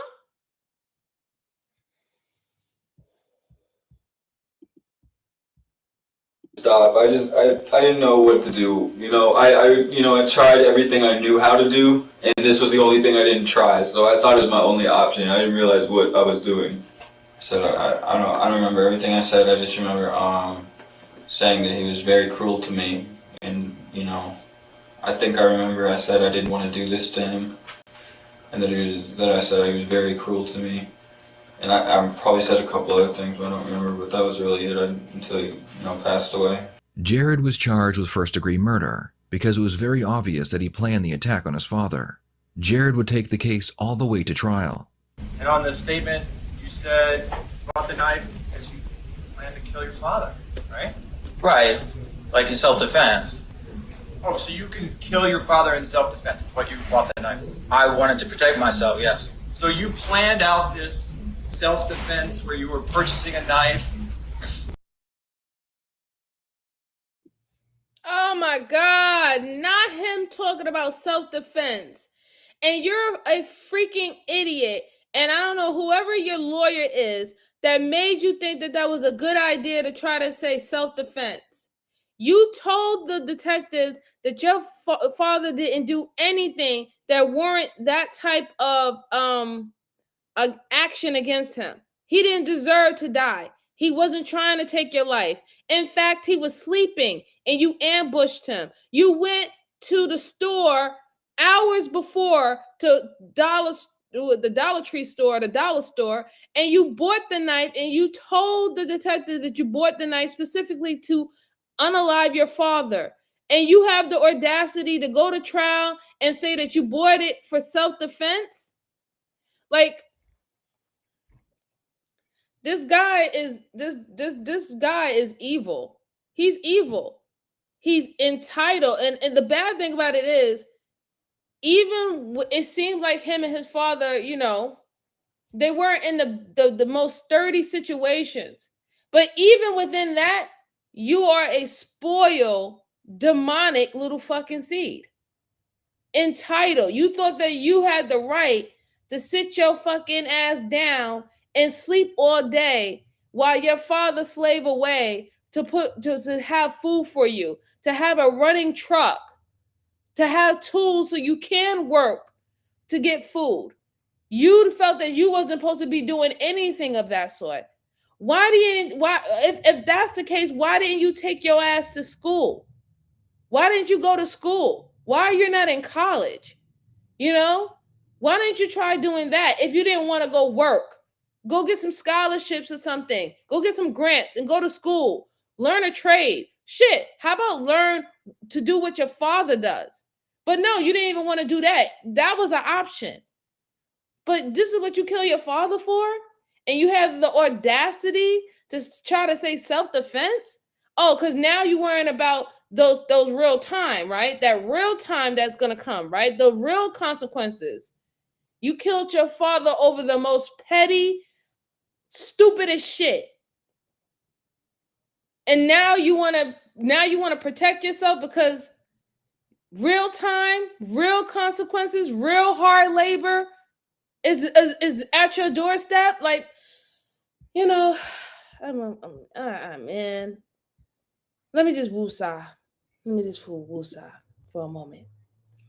He had to be found around the crime scene shirtless, singing Kumbaya, etc., to pull off an insane plea deal at the very least, prior to undergoing tests. Oh Lord! But he tried to get away with murder. Right? This I don't know, man. Craftsmanship is important in tools. Yes, indeed, made in America. Bruce says self-defense while dad was sleeping. Right? You fucking idiot. The very definition of the father of a bastard. You know what? You are absolutely right, Washu. In anticipation of self-defense. If I needed to, yeah. Right? And you bought trash bags in self-defense? Yeah, I did. Well, no, I was thinking if that happened, I was stupid and I was thinking there was like a way to like hide this body, but it wasn't. All right, you're going to hide a body in self-defense too? That's part of your plan? Well, if I kill somebody in self-defense, I don't want Right, you got to hide this body somewhere, right? Yeah, it seemed like I did. You bought gloves to defend yourself as well, right? Well, I didn't want to leave fingerprints. He did. Right. You don't want to get caught when you killed them in self-defense, right? Right. You dug a hole at the beach in self-defense, right? That was like stupid, but I guess I was like thinking that I could have buried him, but I didn't. I wasn't able to do that. Okay. And that hole was dug. You dug that in self-defense too? If I had to like defend myself, yeah. Like Jared was found guilty of first-degree murder, and he was sentenced to the rest of his life in prison. What are your thoughts on this case? Please share them in the comments below. What a wicked little punk, yo. That's terrible, man. That is so terrible. Parents to that father, yo, like it's bad that you try to do the best for your kids and you have such an entitled little brat who's a grown man, able to work, should want to work to make a living, should want to help out so y'all can feed each other.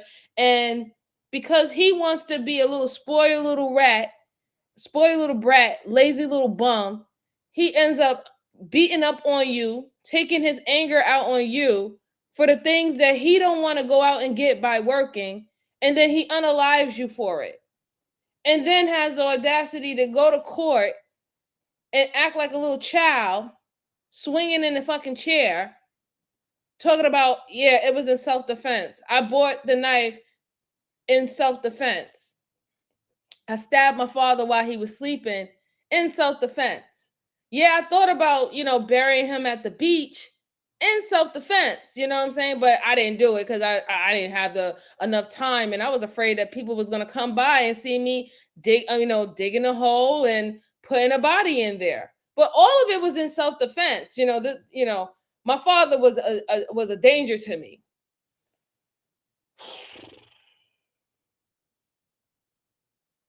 I think that was one of the worst cases I ever seen of I'm lost for words, and that's not often. Well, guys, I hope you enjoyed these cases. Thank y'all so much for rocking out with me as long as you have. We are hitting the 3-hour mark. Is 9 o'clock where I'm at. I will be back on Saturday with 3 more cases. Again, I appreciate everyone who was able to rock out with me this long. You could have been anywhere in the world. You could have been sleeping, but you decided to rock out with me, and I truly, truly appreciate it. So on your way out, just make sure you hit the like button for me or the down button for me. Share this content out to anyone who might be interested. And if you do have any other cases that you would like me to review later on, I'll put it in my trusty book that I have here. Just write it in the comment section. I look at the comments and I do like the comments, guys, and I would appreciate that. But thank you so much. I hope y'all enjoy the rest of your night. Be safe. Have a good day at work tomorrow, and I'll see you on Saturday. Take care, everyone. Bye-bye.